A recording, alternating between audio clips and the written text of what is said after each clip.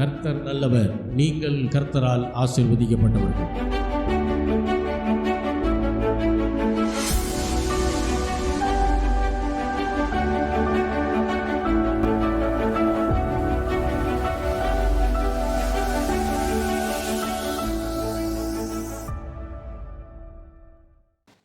கர்த்தருடைய வார்த்தைக்கு நேராய் நாம் திரும்புவோம்.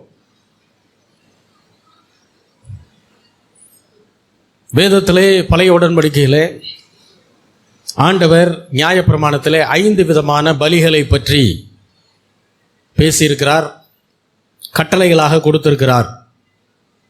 அருமையான தேவனுடைய தாசன் மோசே அவர்களின் மூலியமாக தேவன் அந்த பலிகளை இஸ்ரவேல் ஜனங்களுக்கு கொடுத்தார். பலிகளை ஏன் கொடுத்தார் என்றால், பலிகளை கொடுப்பதற்கு முன்பாக தேவன் நியாயப்பிரமாணத்தை அவர்களுக்கு கொடுத்தார். நியாயப்பிரமாண கட்டளைகளை தேவன் கொடுத்தார். நியாயப்பிரமாண கட்டளைகளை அவர்கள் கை கொள்ள வேண்டும் என்று சொன்னார். அவர்களும் சரி என்று தலையாட்டினார்கள். ஆனால் ஆண்டவருக்கு தெரியும், நியாயப்பிரமாணங்களை ஒரு மனிதனும் முழுமையாக கை கொள்ள முடியாது என்று. பின்பு ஏன் ஆண்டவர் அதை கொடுத்தார் என்றால், மனிதன் அதை ஃபாலோ பண்ண முயற்சி செய்து தோல்வி அடைய வேண்டும். தோல்வி அடைஞ்சால் தான் தான் ஒரு பாவி என்கிற உணர்வு வரும். தான் ஒரு பாவி என்கிற உணர்வு வந்தால் தான் எனக்கு பாவத்திலிருந்து விடுதலை வேண்டும் என்கிற உணர்வு வரும்.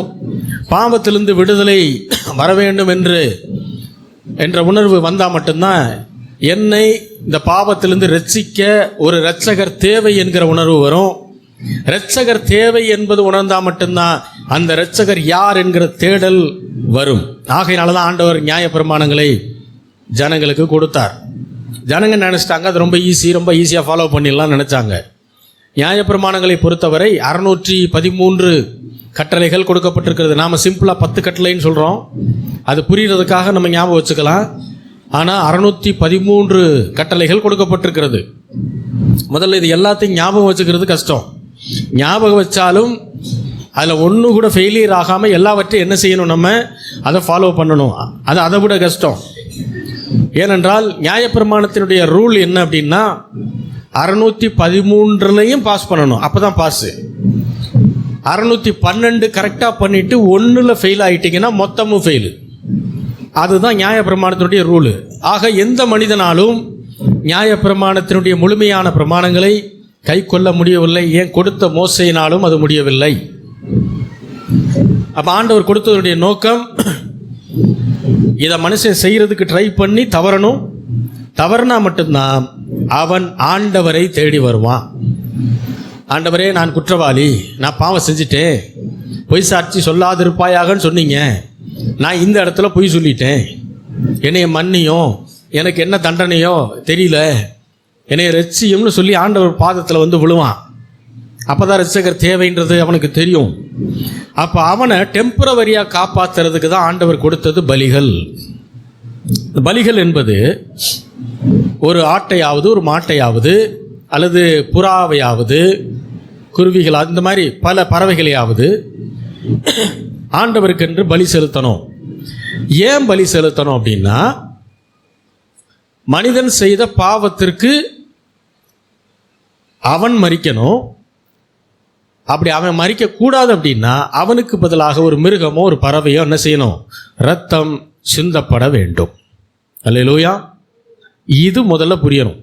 அப்போ இதற்காக தான் ஆண்டவர் பலிகளை கொடுத்தார். அப்போ பலிகள் என்பது டெம்பரவரியான ஒரு ரிலீஃப், பாவத்திலிருந்து டெம்பரவரியான ஒரு விடுதலை. அதற்காக தான் தேவன் 5 விதமான பலிகளை கொடுத்தார்.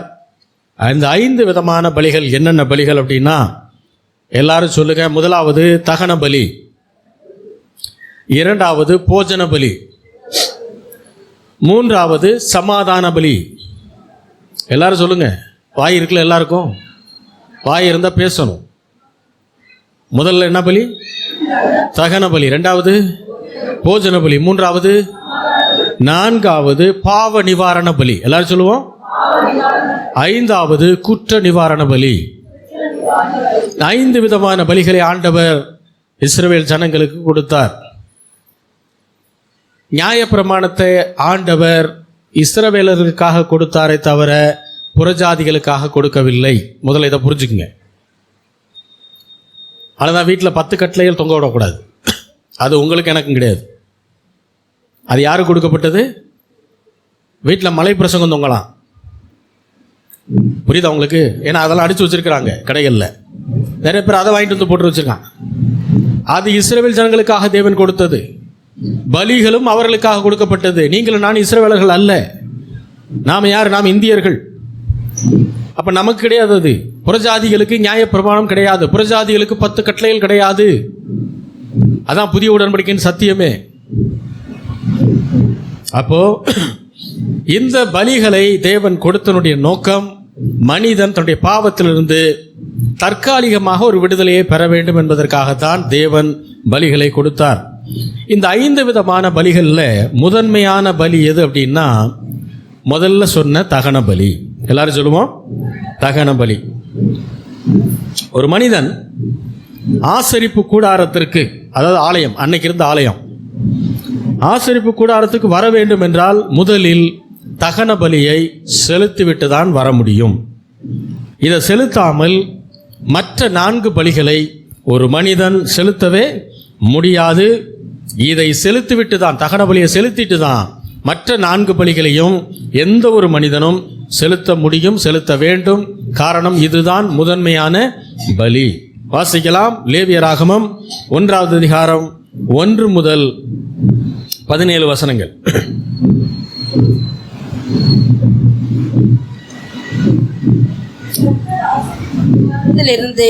மோசேயை கூப்பிட்ட அவனை நோக்கி, நீ இஸ்ரவேல் புத்திரரிடத்தில் சொல்ல வேண்டியது என்னவென்றால், உங்களில் ஒருவன் கர்த்தருக்கு பலி செலுத்த வந்தால் மாட்டு மந்தையிலாவது ஆட்டு மந்தையிலாவது ஒரு மிருகத்தை தேர்ந்தெடுத்து பலி செலுத்த வேண்டும். அவன் செலுத்துவது மாட்டு மந்தையிலிருந்து எடுக்கப்பட்ட சர்வாங்க தகன பலியானால் அவன் பழுதற்ற ஒரு காளையை செலுத்துவானாக.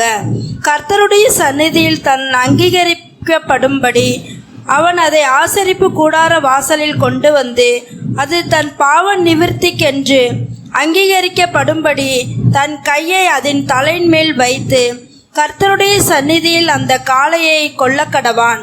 அப்பொழுது ஆரோன் குமாரனாகிய ஆசாரியர்கள் அதன் இரத்தத்தை எடுத்து அதை ஆசரிப்பு கூடார வாசலில் இருக்கிற பலிபீடத்தின் மேல் சுற்றிலும் தெளிக்க கடவார்கள். பின்பு அவன் அந்த சர்வாங்க தகன பலியை தோலுரித்து அதை சந்து சந்தாக துண்டிக்க கடவான். அப்பொழுது ஆசாரியன் ஆகிய ஆரோனின் குமாரர் பலிபீடத்தின் மேல் அக்கினியை போட்டு அக்கினியின் மேல் கட்டைகளை அடுக்கி அவன் குமாரனாகிய ஆசாரியர்கள் துண்டங்களையும் தலையையும் கொழுப்பையும் பலிபீடத்தில் உள்ள அக்கினியில் இருக்கிற கட்டையின் மேல் அடுக்கி வைக்க கடவார்கள். அதன் குடல்களையும் தொடைகளையும் அவன் தண்ணீரினால் கழுவுவானாக. அவைகள் எல்லாம் ஆசாரியன் பலிபீடத்தின் மேல் சர்வாங்க தகன பலியாக தகனிக்க கடவான். இது கர்த்தருக்கு சுகந்த வாசனையான தகன பலி. அவன் செலுத்துவது செம்மறியாட்டு மந்தையிலாவது ஆடுகளிலாவது வெள்ளாட்டு மந்தையிலுள்ள ஆடுகளிலாவது எடுக்கப்பட்ட சர்வாங்க தகன பலியானால் பழுதற்ற ஒரு கடாவை கொண்டு வந்து போதும். அடுத்து 11 17 வரைக்கும் இன்னொருத்தர் வாசிங்க. வடதுபுறத்தில் அதை கொல்லக்கடவன்.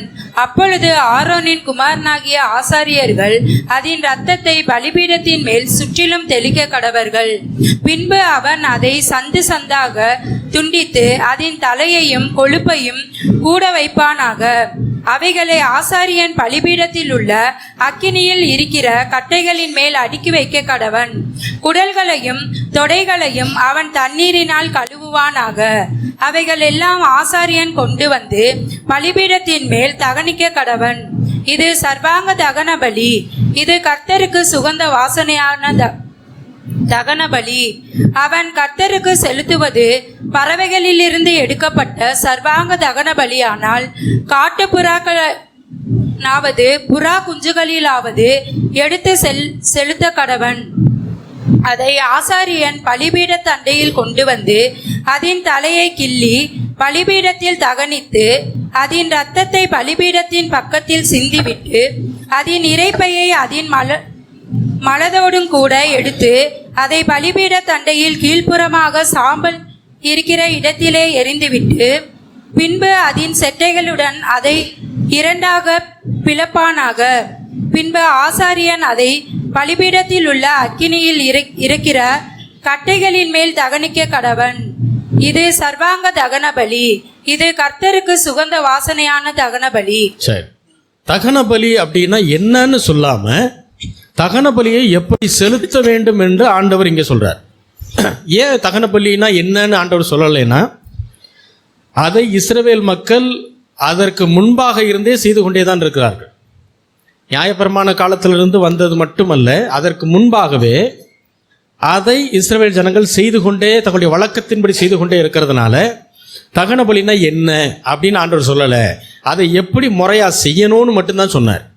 அதுதான் நம்ம வாசித்த இந்த வசனம். பாவத்தன்மையுள்ள மனிதன் பரிசுத்த தேவனுடைய சன்னதியிலே வந்து நிற்க தகுதியற்றவனாய் இருக்கிறான். மீறி வந்தால் அவன் கொல்லப்பட கடவன். இதுதான் பழைய உடன்படிக்கை. அப்போ மனிதன் தேவனுடைய சந்நிதியில் வந்து நிற்கவும் கொல்லப்படாமல் இருக்கணும் அப்படின்னா அந்த மனிதனை தேவன் தம்முடைய குமாரனாக அல்லது குமாரத்தியாக அங்கீகரிக்க வேண்டும். இது முதல்ல நடக்கணும். அப்படின்னு என்ன அர்த்தம்? பாவத்தன்மையுள்ள மனிதனை பரிசுத்த மனிதனாக தேவன் மாற்றணும். ரெண்டாவது, அப்படி தன்னுடைய குமாரனாக குமாரத்தியாக ஆண்டவர் மாற்றிட்டாருன்னா அதுக்கப்புறம் அவனை ஆசீர்வதிக்கணும்.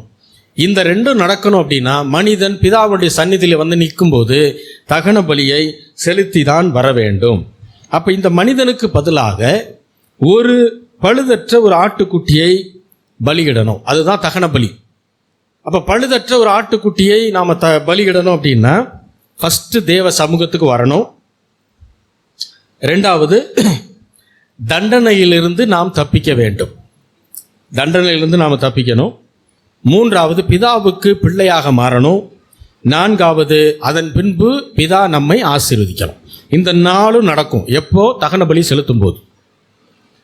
இப்போ நாம் பழைய உடன்படிக்கையில் வாழ்ந்து கொண்டிருக்கிறோம் என்றால், அதாவது ஆண்டவராய் இயேசு கிறிஸ்து வருவதற்கு முன்பாக உள்ள காலகட்டத்தில் நாம் வாழ்ந்து கொண்டிருந்தால், நாம் ஒரு பொய்யை சொல்லிட்டு ஈஸியாக ஆலயத்துக்குள்ளே போய் நிற்க முடியாது. ஆலயத்துக்கு வெளியவும் நிற்க முடியாது. அப்படி போய் நின்னோம்னா என்ன செய்யணும்? முதல்ல போகும்போதே ஒரு ஆட்டுக்கடாவை கொண்டு போகணும். அதை பலி செலுத்தணும். அப்போ ஆசாரியன் என்ன செய்வார்? ப்ரேயர் பண்ணி நம்ம மேலே இருக்கிற பாவத்தை எடுத்து ஆட்டுக்கடாவின் மீது வைத்து அதை என்ன செய்வார்? பலி செலுத்தி அதனுடைய ரத்தத்தை சிந்துவார். அது என்ன அர்த்தம்? பாவம் செஞ்சவன் நான் பாவியான மனிதன், ஆண்டவர் பரிசுத்தமான தேவன், அவர்கிட்ட பாவியான மனுஷன் அவருடைய சந்நிதியில் போய் நிற்க முடியாது, நிற்கக்கூடாது. நின்னா ஆண்டவருடைய மகிமை என்னை கொன்றும். அப்போ நான் கொல்லப்படாமல் இருக்கணும்னா எனக்கு பதிலாக ஒரு ஆட்டுக்குட்டி அல்லது ஒரு மாடு அங்கே பலி செலுத்தப்பட வேண்டும். அதனுடைய ரத்தம் சிந்தப்படணும். ஏன் அதை கொல்லணும் அப்படின்னா, நம்முடைய பாவத்தை எடுத்து ஆசாரியன் என்ன செய்வார்? அதன் மீது வைத்து அதை கொல்லுவாங்க. அப்போ நம்முடைய பாவம் அங்கே போகிறதுனால நாம் பாவமற்றவர்களாய் மாறுவோம். அந்த ஆடு மாடு எது பலி செலுத்தப்படுகிறதோ அந்த மிருகம் பாவப்பட்ட மிருகமாக மாறிடும். அதனுடைய தொடர்ச்சி தான் சில காலங்களுக்கு முன்னாடி வரைக்கும் கோயில்களில் ஆடுகள் மாடுகள் பலி செலுத்துறது எல்லாமே. அதுக்கப்புறம் தான் சட்டம் போட்டாங்க அதெல்லாம் செய்யக்கூடாதுன்ட்டு. அன்னைக்கு ஆரம்பித்த அதனுடைய தொடர்ச்சி தான் அது இன்னைக்கு வரைக்கும் சில காலம் முன்பு வரைக்கும் அது நடந்துக்கிட்டு இருந்தது. அப்போ இதை செலுத்தும் போது என்ன ஆகும்னா, முதல்ல நாம் தகன பலியை ஏன் செலுத்தணும் அப்படின்னு சொல்லி வரும்போது தேவனுடைய சமூகத்துக்கு வரணும், தண்டனையிலிருந்து தப்பிக்கணும், தேவன் கொடுக்குற அந்த தண்டனையிலிருந்து தப்பிக்கணும், பிதாவுக்கு பிள்ளையாக மாறணும், தேவன் என்னை ஆசீர்வதிக்க வேண்டும். இதற்கு தகன பலியை ஒரு பழுதற்ற ஆட்டுக்கடாவையோ மாடையோ காளையவோ நாம் என்ன செய்யணும்? பலி செலுத்த வேண்டும். ஆதியாகமம் 8வது அதிகாரம் 20-21 வசனங்களை வாசிக்கலாம்.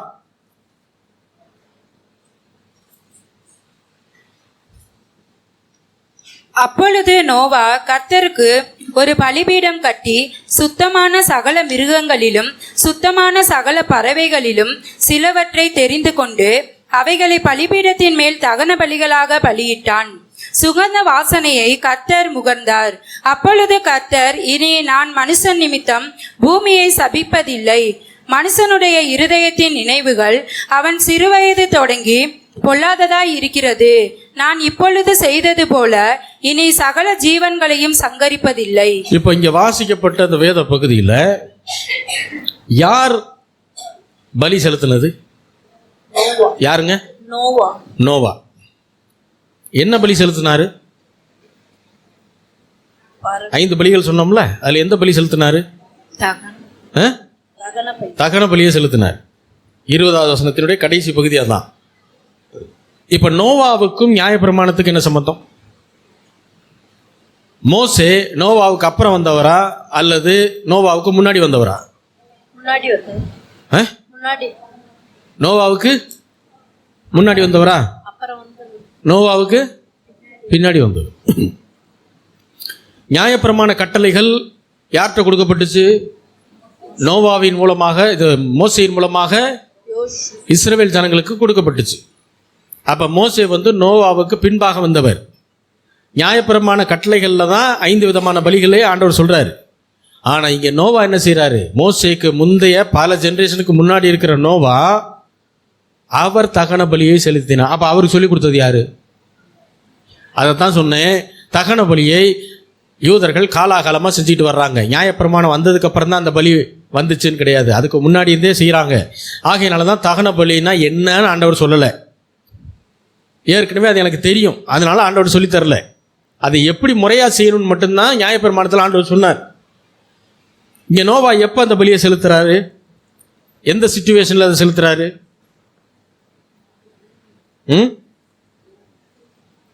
எந்த சம்பவம் நடந்து முடிந்த பிறகு அதை செலுத்துகிறார்? பூமியிலே ஜலப்பிரளயம் என்கிற பேரழிவுக்கு பின்பாக எல்லாம் தண்ணி எல்லாம் வத்தி போனதுக்கு அப்புறம் இப்பதான் பேழையிலிருந்து என்ன செய்யறாங்க? எல்லாரும் வெளியே வர்றாங்க. மிருகங்கள், பறவைகள் எல்லாம் வெளியே வந்ததுக்கு அப்புறம் வந்த உடனே அவர் முதல்ல என்ன செய்யறாரு? அப்ப பூமி எப்படி இருந்திருக்கும்னு யோசிச்சு பாருங்க. 2 நாள் மழைக்கே என்ன ஆகுது? ரோடு பூரா சகதி ஆகுது, சாக்கடை பூரா நிரம்பி வழியுது. 2 நாள் 48 மணி நேரம் விடாது மழை பெஞ்சா என்ன ஆகும்னு யோசிச்சு பாருங்க. அதுக்கே சகதி ஆகும், சாக்கடை நிரம்பி வழியும், பாதாள சாக்கடை மூடிடும், தண்ணி வடியாது, இவ்வளவு பிரச்சனை. நோவாவுடைய காலத்தில் என்ன நடந்துச்சு தெரியுமா? மேல இருந்து மழை, பூமியின் ஊற்றுக்கண்கள் திறந்துதான். எப்படி? பூமியில் இருக்கிற ஊத்தெல்லாம் திறந்து பூமியிலிருந்து தண்ணி, மேல இருந்தும் தண்ணி, மொத்தமா பூமியை மூடி ஒட்டுமொத்த உயிரினங்களும் மனிதர்களும் அழிக்கப்பட்டார்கள் தேவனுடைய கோபத்தினால். தேவன் கோபப்பட்டாரா? ஆமா, கோபப்பட்டார். அழிச்சாரா? அழிச்சார். அதுல காப்பாற்றப்பட்டது நோவாவும் அவனுடைய குடும்பத்தாரும், நோவாவினால் தெரிந்தெடுக்கப்பட்ட மிருக ஜீவன்கள், பறவைகள் மட்டும்தான். அந்த ஜலப்பிரளயம் முடிந்து வெளியே வந்தவொடனே இந்த பூமி எப்படிங்க இருந்திருக்கும்? ஃபுல்லாக சகதியாகவும் பொணமாகவும் தான் இருந்திருக்கும். கெட்ட நாற்றம் அடிச்சிருக்கும். மனிதர்கள் வசிக்கக்கூடிய பூமியா அது இருந்திருக்காது. அப்பேற்பட்ட நிலைமையில் வெளியே வந்தோடனே முதல்ல செய்கிறாரு, ஆண்டவருக்கு அவர் தகன பலியை செலுத்துகிறார். ஆண்டவரே, இவ்வளவு பேரழிவின் மத்தியில் எங்களை பாதுகாத்து வைத்திருந்தீரே, அந்த அன்பிற்காக உமக்கு நன்றி. அதுதான் தகன பலி. தகன பலியை செலுத்தினோடனே ஆண்டவர் என்ன செய்கிறாருங்க? கர்த்தர் சுகந்த வாசனை என்ன செய்தார்? முகர்ந்தார். இனி நான் மனுஷனின் நிமித்தம் பூமி என்ன செய்ய மாட்டேன்? சபிப்பது இல்லை. நான் இப்பொழுது செய்தது போல இனி சகல ஜீவன்களையும் சங்கரிக்க மாட்டேன் என்று சொன்னார். அப்ப ஆண்டவர் அன்னைக்கு சொன்ன வார்த்தை இன்றைக்கு வரைக்கும் நிறைவேற்றிக் கொண்டிருக்கிறார். மனிதன் நிமித்தம் தேவன் பூமியை இப்ப என்ன செய்யறதில்ல? சபிக்கிறதில்ல. அங்கங்க அழிவுகள் உண்டாகுது, பேரழிவு உண்டாகல. ஒட்டுமொத்த பூமியும் அழிக்கப்படல. அங்கங்க பூமி அதிர்ச்சி உண்டாகுது, அங்கங்க சுனாமி வருது இல்லையா, அங்கங்க எரிமலை வெடிக்குது. ஆனால் ஒட்டுமொத்த பூமியும் அழிக்கப்படவில்லை. ஏனென்றால் அன்றைக்கு ஆண்டவர் சொன்ன வார்த்தை, அவர் வார்த்தைகள் உண்மை உள்ளவர். அவர் சொன்னார், நான் இனிமே மனிதன் நிமித்தம் பூமியையும் மற்ற சகல ஜீவன்களை என்ன செய்ய மாட்டேன்? அழிக்க மாட்டேன் என்று சொன்னார். ஏன்னா மனிதனுடைய நினைவுகள் சிறு வயது முதற்கொண்டு பொல்லாததா இருக்கிறது. ஆனால் இப்போ நோவா தகன பலி செலுத்தின பின்பு ஆண்டவர் இனிமே மனிதன் நிமித்தம் பூமி அழிக்க மாட்டேன் என்று சொல்கிறார். ஒரு மனிதன் தண்டனையிலிருந்து தப்பிக்கப்படணும் அப்படின்னா தகன பலி செலுத்தப்பட வேண்டும்.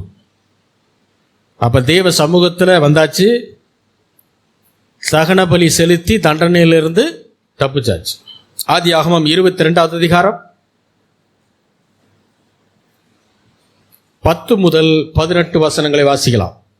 பின்பு ஆபிரகாம் தன் குமாரனை வெட்டும்படிக்கு தன் கையை நீட்டி கத்தியை எடுத்தான். அப்பொழுது கர்த்தருடைய தூதனானவன் வானத்திலிருந்து ஆபிரகாமே ஆபிரகாமே என்று கூப்பிட்டார். அவன் இதோ அடியேன் என்றான். அப்பொழுது அவர், பிள்ளையாண்டான் மேல் உன் கையை போடாதே, அவனுக்கு ஒன்றும் செய்யாதே.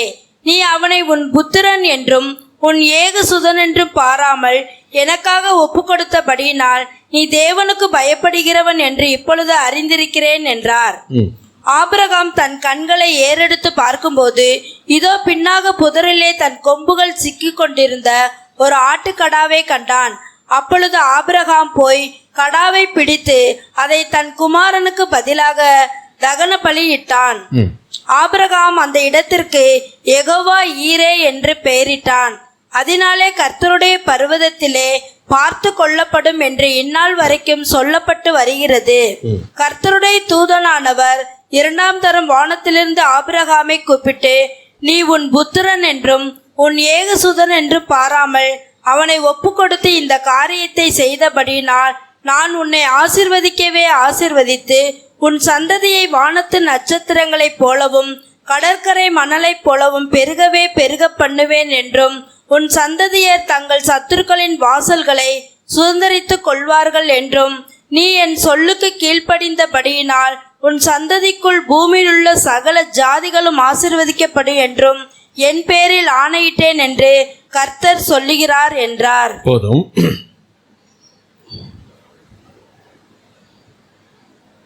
அதுல 7வது வசனம் வாசிங்க அப்படியே.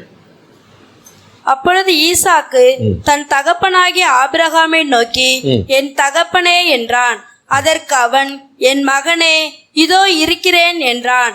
அப்பொழுது அவன், இதோ நெருப்பும் கட்டையும் இருக்கிறது, தகன பலிக்கு ஆட்டுக்குட்டி எங்கே என்றான். 6, 7, 8 வசனங்கள்ல பாத்தீங்கன்னா தகன பலின்ற வார்த்தை வரும். என்ன பலி அவங்க செலுத்த போறாங்க? தகன பலி. இந்த சம்பவம் நம்ம எல்லாருக்கும் தெரியும். ஆபிரகாமுக்கு வாக்குத்தத்தத்தின் பிள்ளை ஈசாக்கு 100 வயதில் பிறந்த மகன். 5 வருஷம் லேட்டாகி ஒரு குழந்தை பிறந்தாலே அந்த பிள்ளைக்கு தாய் தகப்பன்றிருந்து அளவுக்கு அதிகமான பாசமும் செல்லமும் கிடைக்கும். அதுதான் இன்றைக்கு உலகம். அன்றைக்கு 100 வயதிலே தேவன் கொடுத்த வாக்குத்தத்தத்தின் பிள்ளை ஈசாக்கு. இப்போ ஆண்டவர் சொல்றாரு, அந்த ஈசாக்கை எனக்காக நீ பலி செலுத்தணும்னு சொன்ன உடனே இந்த சம்பவத்தை நீங்கள் நல்லா படித்து பார்த்தீங்கன்னா தெரியும். ஆபிரகாம் அடுத்த நாள் சாயந்தரம் வரைக்கும் வெயிட் பண்ணலை. அடுத்த நாள் அதிகாலையிலே எழுந்தார். எதுக்கு? பிள்ளைக்கு பொம்மை வாங்கி கொடுக்கறதுக்கு போகிறதுக்கு இல்லைங்க. எதுக்கு போனார்? பலி செலுத்துறதுக்கு. யார? ஒரே பிள்ளைய, ஒத்த பிள்ளைய பலி செலுத்துறதுக்காக அதிகாலையில் எழுந்துச்சார். அவர் ஒரு 3 மணி நேரம் லேட்டாக, ஆண்டவர் அதுக்குள்ளே ஏதாவது மனசு மாதிரி பேசிடுவாரா, நம்ம கொஞ்சம் வெயிட் பண்ணி பார்க்கலாம், திரும்ப ஆண்டவர்கிட்ட ஜெபம் பண்ணி பார்க்கலான்னு உட்காரல. அதனால தான் விசுவாசத்தின் தகப்பன் என்று ஆபிரகாமை சொல்லுகிறோம். அவர் உடனே கிளம்பினார். அவருக்குள்ள பெரிய விசுவாசம் இருந்தது. இது ஆண்டவர் கொடுத்த பிள்ளை. ஆண்டவர் இப்போ கேட்குறாரு, அவருக்கு நான் கொடுக்கணும். கொடுத்தா கண்டிப்பாக ஆண்டவர் எனக்கு என்ன செய்வார்? அவர் திரும்ப எனக்கு தருவார் அப்படின்ற பெரிய நம்பிக்கை இருந்துச்சு. அந்த காலத்திலே அவருக்கு யாரும் விசுவாச போதனையெல்லாம் செய்யலை. அவருக்கு ஆண்டவரே அந்த விசுவாசத்தை வைத்திருந்தார். ஆண்டவர் மீது அவ்வளோ பெரிய விசுவாசத்தை வைத்திருந்த மனிதன் ஈசாக்கை கூட்டிகிட்டு போகிறாரு. இப்போ ஈசாக்கும் கேட்குறாரு, தகப்பனே, நெருப்பு இருக்குது, கட்டை இருக்குது, தகன பலிக்கு ஆட்டுக்குட்டி. அப்போ தகன பலினா என்னன்னு ஈசாக்குக்கும் தெரியுது. பாவம் 13 வயசு பையன். ஈசாக்குக்கும் தெரியும் தகன பலிக்கு ஆட்டுக்குட்டி எங்கன்னு கேட்குறான். ஆபிரகாம் சொல்கிறார் பாருங்க, தேவன் நமக்கு தகன பலிக்கான ஆட்டுக்குட்டியை பார்த்து கொள்வார் என்றார். அதான் விசுவாச பேச்சு. ஆட்டுக்குட்டி அங்கே இல்லை. ஆனால் என்ன சொல்கிறாரு? தேவன் தகன பலிக்கான ஆட்டுக்குட்டியை, மாடுன்னு சொல்லலை, தகன பலிக்கான மாட்டை தேவன் கொடுப்பார்னு சொல்லியிருந்தா அந்த மோரியா மலையில் மாடு தான் சிக்கியிருக்கும். எத்தனை பேருக்கு புரியுது? அவர் ஆட்டுக்குட்டி தான்னு சொன்னார். அதனால அங்கே ஒரு ஆட்டுக்குட்டி ரெடியாக இருந்துச்சு. அவர் தகன பலிக்கான புறாவை தேவன் பார்த்து கொள்வார்னு சொல்லியிருந்தாருன்னா அங்கே புறா வந்து சிக்கியிருக்கும். அப்போ விசுவாச பேச்சு என்பது எனக்கு எது வேணுமோ அதை பேசுறது, தேவனுடைய வசனத்தை வச்சு. அதை விட்டுட்டு சூழ்நிலையை பேசிக்கிட்டே இருக்கிறதுக்காக நீங்களும் நான் அழைக்கப்படலை. பருப்பு இல்லை, அரிசி இல்லை, காசு இல்லை, இப்படி பேசிக்கிட்டே இருந்தால் கடைசியில் இல்லாமல் தான் போகும். வேணும்னா செக் பண்ணி பாருங்கள். இப்படியே பேசி பேசி பேசி பேசி செக் பண்ணி பாருங்கள். ஒரு வருஷத்தில் என்ன ஆகுதுன்னு மட்டும் பாருங்கள். ஒன்றுமே நிரம்பாது, இருக்கிறதும் போகும். எதை பேசணும்ப்பா? எதுவுமே இல்லாமல் இருக்கும்போது எதை ஆண்டவர் கொடுத்திருக்கிறாரோ அதை பேசணும். எது எனக்கு வேணுமோ அதை பேசணும். அல்லேலூயா. கர்த்தருடைய மேய்ப்பர், நான் தாழ்ச்சி அடைய மாட்டேன். நம்ம எல்லாருக்கும் தெரியும் அந்த வசனம் எப்பேற்பட்ட ஒரு பின்னணியில் எழுதப்பட்டுச்சுன்னு. உயிர் வாழ்றதுக்கு அடுத்த நிமிஷம் உத்தரவாதம் கிடையாது. அப்படிப்பட்ட ஒரு சூழ்நிலையில் தாவீது எழுதின தாவீது பாடின ஒரு பாட்டு அது. அது இன்றைக்கு நம்மை தேற்றுகிற ஒரு பாடலாக இருக்குதுன்னா சும்மா கிடையாது. அதை நம்பணும், அதை விசுவாசிக்கணும். விசுவாசிக்கிறவனுக்கு தான் எல்லாம் ஆகும். இந்த காதில் வாங்கி கேட்டுட்டு இந்த காதில் விடுறவனுக்கு எதுவுமே ஆகாது. நான் திட்டமாய் சொல்லுகிறேன். ரொம்ப இதில் இது விளையாட்டு காரியம் கிடையாது. ஆண்டோடைய காரியம் ரொம்ப விளையாட்டு காரியம் கிடையாது. சும்மா அப்படியே கடமைக்கு வந்தோம் போனோம், அதுக்கெல்லாம் வேறு சர்ச்சு நிறையா இருக்குது. சும்மா கடமைக்கு போகலாம், அப்படியே ஆஜராகலாம், அப்படியே போய்க்கலாம். அதுக்கு நிறைய இடங்கள் இருக்குது, அங்கே இருக்குது, அங்கே போய்க்கலாம். யாரும் எதுவும் சொல்ல மாட்டாங்க. அவங்களுக்கு சம்பளம் வந்துடும், நடத்துகிறவருக்கு சம்பளம் வந்துடும், கிம்பளம் வரும், எல்லாம் வரும். நீங்கள் வந்தீங்களான்னு கூட கேட்க மாட்டாங்க. நீங்கள் வரலைன்னா கூட கவலைப்பட மாட்டாங்க. ஏன்னா உங்களுக்கு தான் அவங்க தேவை. கல்ற தோட்டத்துக்கு தேவை, ஸ்கூலில் படிக்கிறதுக்கு தேவை, ஸ்கூலில் வேலை பார்க்குறதுக்கு தேவை. உங்களுக்கு தான் அவங்க தேவையே தவிர அவங்களுக்கு நீங்கள் தேவை கிடையாது. ஆனால் இங்கே அப்படி இல்லை. வரலைன்னா கேட்போம், ஏன் வரலன்னு. ஏன்னா ஆத்துமாவை குறித்த பாரம் எங்களுக்கு இருக்குது. அதனால் இந்த காதில் வாங்கிட்டு இந்த காலை விட்டுட்டு போகிறதில்ல. விசுவாசம் என்பது கேள்வியினால் வரும். எதை கேட்கறதுனால? வசனத்தை கேட்டுக்கொண்டே இருக்கிறதுனால வரும். அப்போ அதனால தான் வசனத்தை பிரசங்கம் பண்ணுறோம். வசனத்தை கேட்க கேட்க விசுவாசம் என்ன செய்யும்? டெவலப் ஆகும். விசுவாசம் டெவலப் ஆனால் தான் நீங்கள் வாழ்க்கையில் அதை ப்ராக்டிஸ் பண்ண முடியும். ப்ராக்டிஸ் பண்ணால் தான் ஆசீர்வாதத்தை பெற முடியும். இதற்கு முக்கியமாக உங்கள் இருதயத்தில் இருக்க வேண்டியது கீழ்ப்படிதல். தேவனுடைய வார்த்தைக்கு கீழ்ப்படியணும். ஊழியக்காரன் பேசுகிற வார்த்தைக்கு கீழ்ப்படியணும். இதெல்லாம் இருந்தால் மட்டும் கீழ்ப்படிதல் தான் எல்லாத்துக்கும் அடிப்படை. இந்த கீழ்ப்படிதல் இல்லைன்னா ஆசீர்வாதங்கள் வருவது தாமதமாகும். அந்த தாமதத்துக்கு காரணம் கர்த்தர் அல்ல, பிசாசு அல்ல, நம்ம தான். அதை நீங்கள் திட்டமாய் புரிந்து கொள்ள வேண்டும். ஆபிரகாம் ஆண்டுடைய வார்த்தையை கேட்டுட்டு டிலே பண்ணலை. ஆண்டவர் உள்ள மனசு மாதிரி ஏதாவது சொல்லிட மாட்டாரா அப்படின்னு டிலே பண்ணலை. உடனே கிளம்பினார், போனார். இப்போ பாருங்க, ஈசாக்க பலிபீடத்தை கட்டி ஈசாக்க அது மேலே வச்சு கட்டிட்டார். கயிறை வச்சு கட்டி இப்போ வெட்டுறதுக்கு போகிறார். வெட்டும்படிக்கு தன்னுடைய கையை நீட்டி கத்தியை எடுத்தார். அப்பொழுது கர்த்தருடைய தூதனானவர், யாருங்க? கர்த்தருடைய, அந்த வசனத்தை கூட வாசிக்கலாம், 11வது வசனம். அப்பொழுது கர்த்தருடைய தூதனானவர் வானத்திலிருந்து ஆபிரகாமே ஆபிரகாமே என்று கூப்பிட்டார். அவன் இதோ அடியேன் என்றான். அப்பொழுது அவர் பிள்ளையாண்டார். கூப்பிட்டது யாரு? கர்த்தருடைய தூதன். அப்படின்னா யாரு? ஆண்டவராகிய இயேசு கிறிஸ்து. கர்த்தருடைய தூதனானவர் அப்படின்னா யாருங்க? ஆண்டவராகிய இயேசு. ஆண்டவராகிய இயேசு கிறிஸ்து. கர்த்தருடைய தூதன் அப்படின்னா யாரு?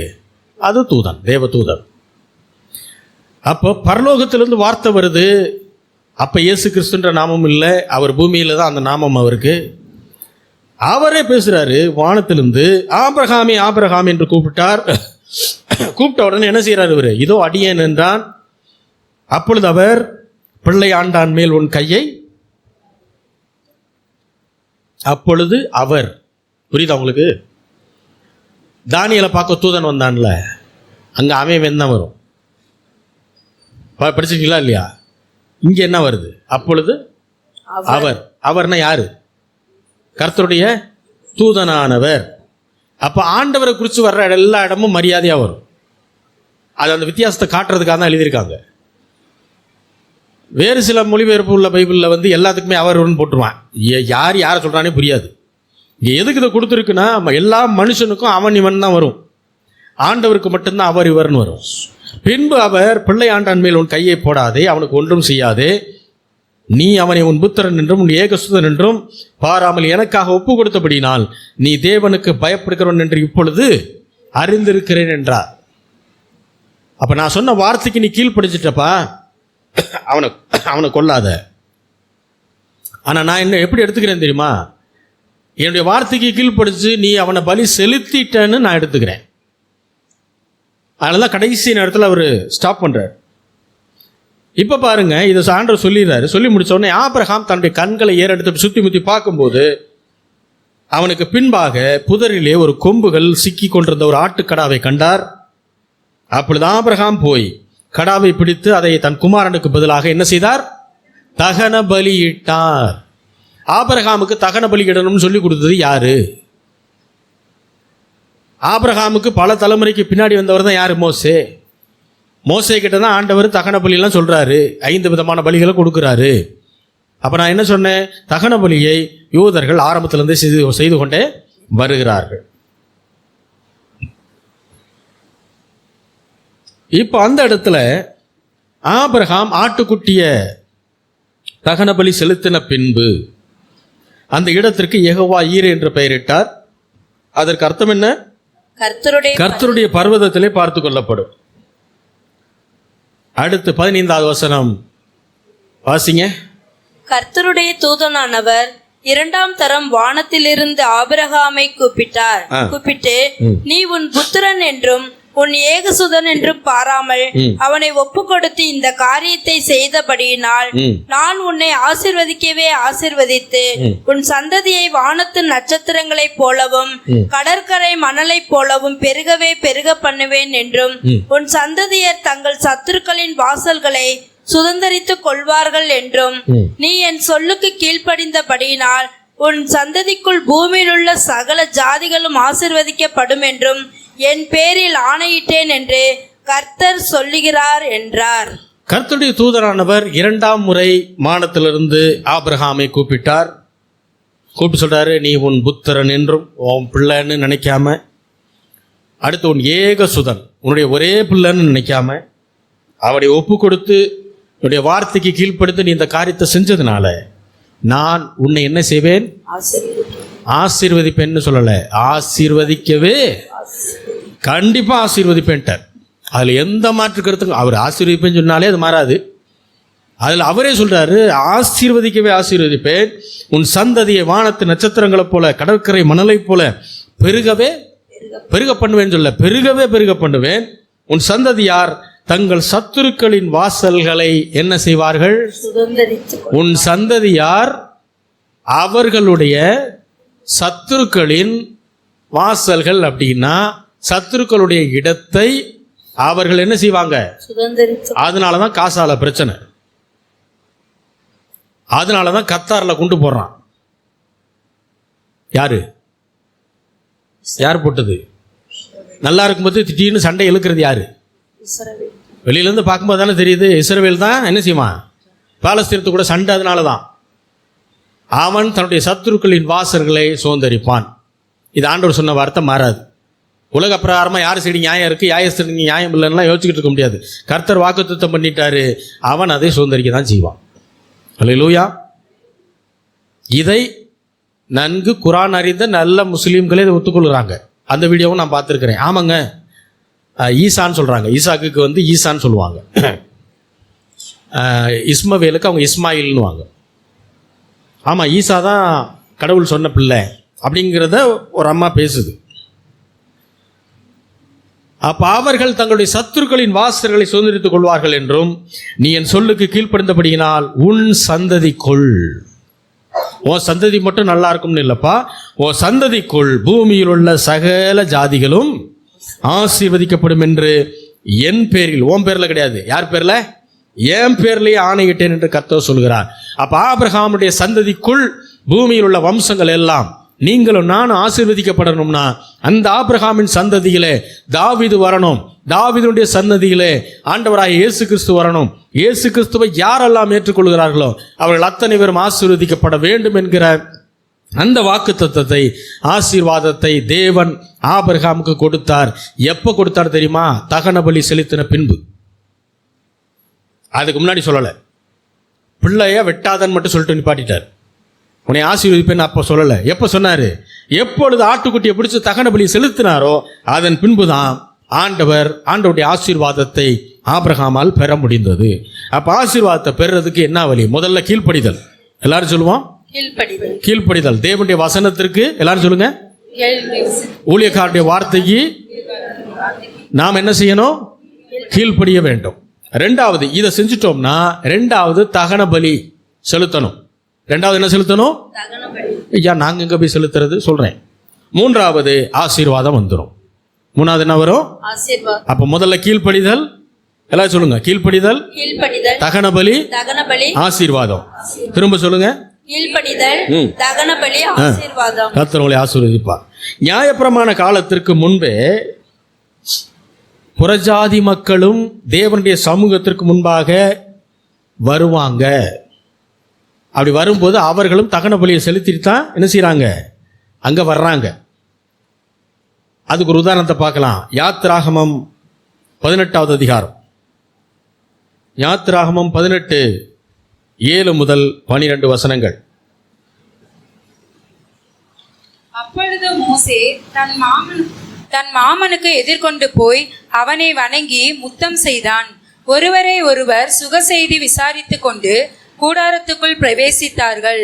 பின்பு மோசே, கர்த்தர் இஸ்ரவேலின் நிமித்தம் பார்வோனுக்கும் எகிப்தியருக்கும் செய்த எல்லாவற்றையும், வழியிலேயே தங்களுக்கு நேரிட்ட எல்லா வருத்தத்தையும், கர்த்தர் தங்களை விடுவித்து இரட்சித்ததையும் தன் மாமனுக்கு விவரித்து சொன்னான். கர்த்தர் இஸ்ரவேலை எகிப்தியரின் கைக்கு தப்புவித்து அவர்களுக்கு செய்த சகல நன்மைகளை குறித்து எத்திரோ சந்தோஷப்பட்டு, உங்களை எகிப்தியரின் கைக்கும் பார்வோனின் கைக்கும் தப்புவித்து எகிப்தியருடைய கையின் கீழ் இருந்த ஜனத்தை விடுவித்த கர்த்தருக்கு ஸ்தோத்திரம். கர்த்தர் எல்லா தேவர்களை பார்க்கிலும் பெரியவர் என்பதை இப்பொழுது அறிந்திருக்கிறேன். அவர்கள் இடும்பு செய்த காரியத்தில் அவர்களை மேற்கொண்டார் என்று சொல்லி, மோசேயின் மாமனாகிய எத்திரோ சர்வாங்க தகன பலியையும் மற்ற பலிகளையும் தேவனுக்கு கொண்டு வந்து செலுத்தினான். பின்பு ஆரோனும் இஸ்ரவேல் மூப்பர் அனைவரும் வந்து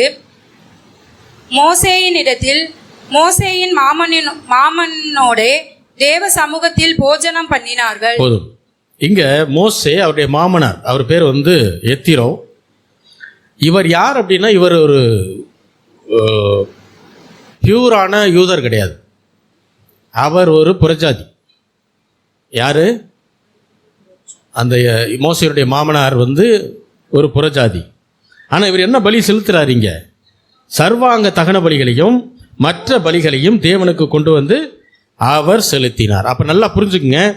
முதல்ல தண்டனையிலிருந்து தப்பிக்கணும்னா, தேவன் நம்மை ஆசீர்வதிக்கணும்னா, நாம் தகன பலிகளை செலுத்தியே ஆக வேண்டும்.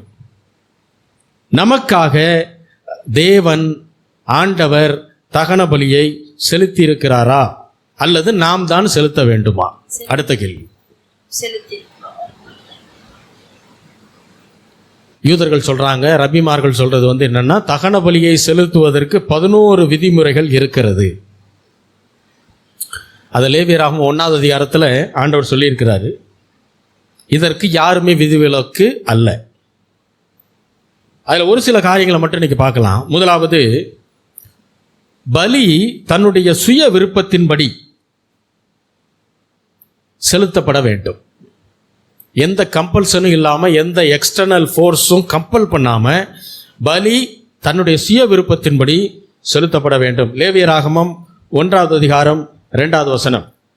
நீ இஸ்ரவேல் புத்திரரிடத்தில் சொல்ல வேண்டியது என்னவென்றால், உங்களில் ஒருவன் கர்த்தருக்கு பலி செலுத்த வந்தால் மாட்டு மந்தையிலாவது ஆட்டு மந்தையிலாவது ஒரு மிருகத்தை தேர்ந்தெடுத்து பலி செலுத்த வேண்டும். பலி செலுத்த வந்தால், யாராவது ஒருத்தன் பலி செலுத்தணும்னு வந்தான்னா அவன் தன் சுய விருப்பத்தின்படி தான் வரணும். ஐயோ நான் பாவியா இருக்கேன், நான் அந்த மாதிரி ஒரு தப்பு பண்ணிட்டேன், ஸோ நான் பலி செலுத்தணும், ஆகையினால் நான் என்ன செய்கிறேன் அப்படின்னு சொல்லி எனக்கு அந்த பாவத்திலேருந்து எனக்கு நிவாரணம் வேணும், நான் ரட்சிக்கப்படணும் அப்படின்னு எந்த மனுஷன் நினச்சி சுய விருப்பத்தோடு வர்றானோ, அப்போ பலி சுய விருப்பத்தோடு வரணும். போதிக்கலாம், சொல்லித்தரலாம், ஆனால் பலி செலுத்துவது என்பது அவனுடைய சுய விருப்பம். இப்போ அந்த காலத்தில் வாழ்ந்த எல்லாருமே தகன பலி செலுத்திட்டாங்களான்னா இல்லை. சிலர் தங்களை பாவிகள் என்றே உணராமல் பாவியாகவே இருந்து பாவியாகவே மரித்து போனவர்கள் உண்டு. பாவம் நீங்கி நான் பரிசுத்தமானாய் மாறணும்னு நினைச்சா நான் தகன பலி செலுத்தணும். அது என்னுடைய சுய விருப்பத்தின்படி இருக்க வேண்டும். கலாத்தியர் 1:4 அவர் நம்மை இப்பொழுது இருக்கிற பொல்லாத பிரபஞ்சத்தில் நின்று கொஞ்சம் நிறுத்தி வாசிப்போம். அவர் நம்மை, யாரு நம்மைனா நமக்கு தெரியும். அவர்னா யாரு? கர்த்தராகிய இயேசு, ஆண்டவராகிய இயேசு கிறிஸ்து நம்மை. அடுத்து நம்மை இப்பொழுது இருக்கிற பொல்லாத பிரபஞ்சத்தில் நின்று, இந்த பொல்லாத உலகத்திலிருந்து விடுவிக்கும்படி நம்முடைய பிதாவாகிய இந்த வார்த்தை ரொம்ப முக்கியம். நம்முடைய பிதானா நமக்கு அவர் அப்பான்னு அர்த்தம். யாவே தேவன், யெகோவா தேவன் நமக்கு யாரு? தகப்பன்னு அர்த்தம். ஆண்டவராகிய இயேசு கிறிஸ்து சிலுவைக்கு போவதற்கு முன்பாக வரைக்கும் அவர் நம்முடைய பிதா என்ற வார்த்தையை சொல்லவே மாட்டார். நீங்க பைபிள் நல்லா படிச்சு பாருங்க. மத்தேயு, மார்க்கு, லூக்கா, யோவான்ல படிங்க. நான் என் பிதாவின் சித்தத்தின்படி செய்யவே வந்தேன் அப்படிதான் சொல்லுவார். நம்முடைய பிதான்னு சொல்ல மாட்டார், உங்கள் பிதான்னு சொல்ல மாட்டார். ஆனால் எப்பொழுது அவர் சிலுவைக்கு சென்று மரித்து உயிர்த்தெழுந்த பின்பு அவர் என்ன சொல்லுவார் தெரியுமா? மரியாள் அவருடைய பாதத்தை தொட வரும்போது சொல்லுவார், தொடாத, நான் என் பிதாவினிடத்திற்கும் உன் பிதாவினிடத்திற்கும் என்ன செய்யணும்? போகணும் அப்படின்னு சொல்லுவார். அப்ப அவருடைய சிலுவை இரத்தத்தினாலே தான் நீங்களும் நானும் பிதாவுக்கு பிள்ளைகளாக மாற்றப்பட்டிருக்கிறோம்.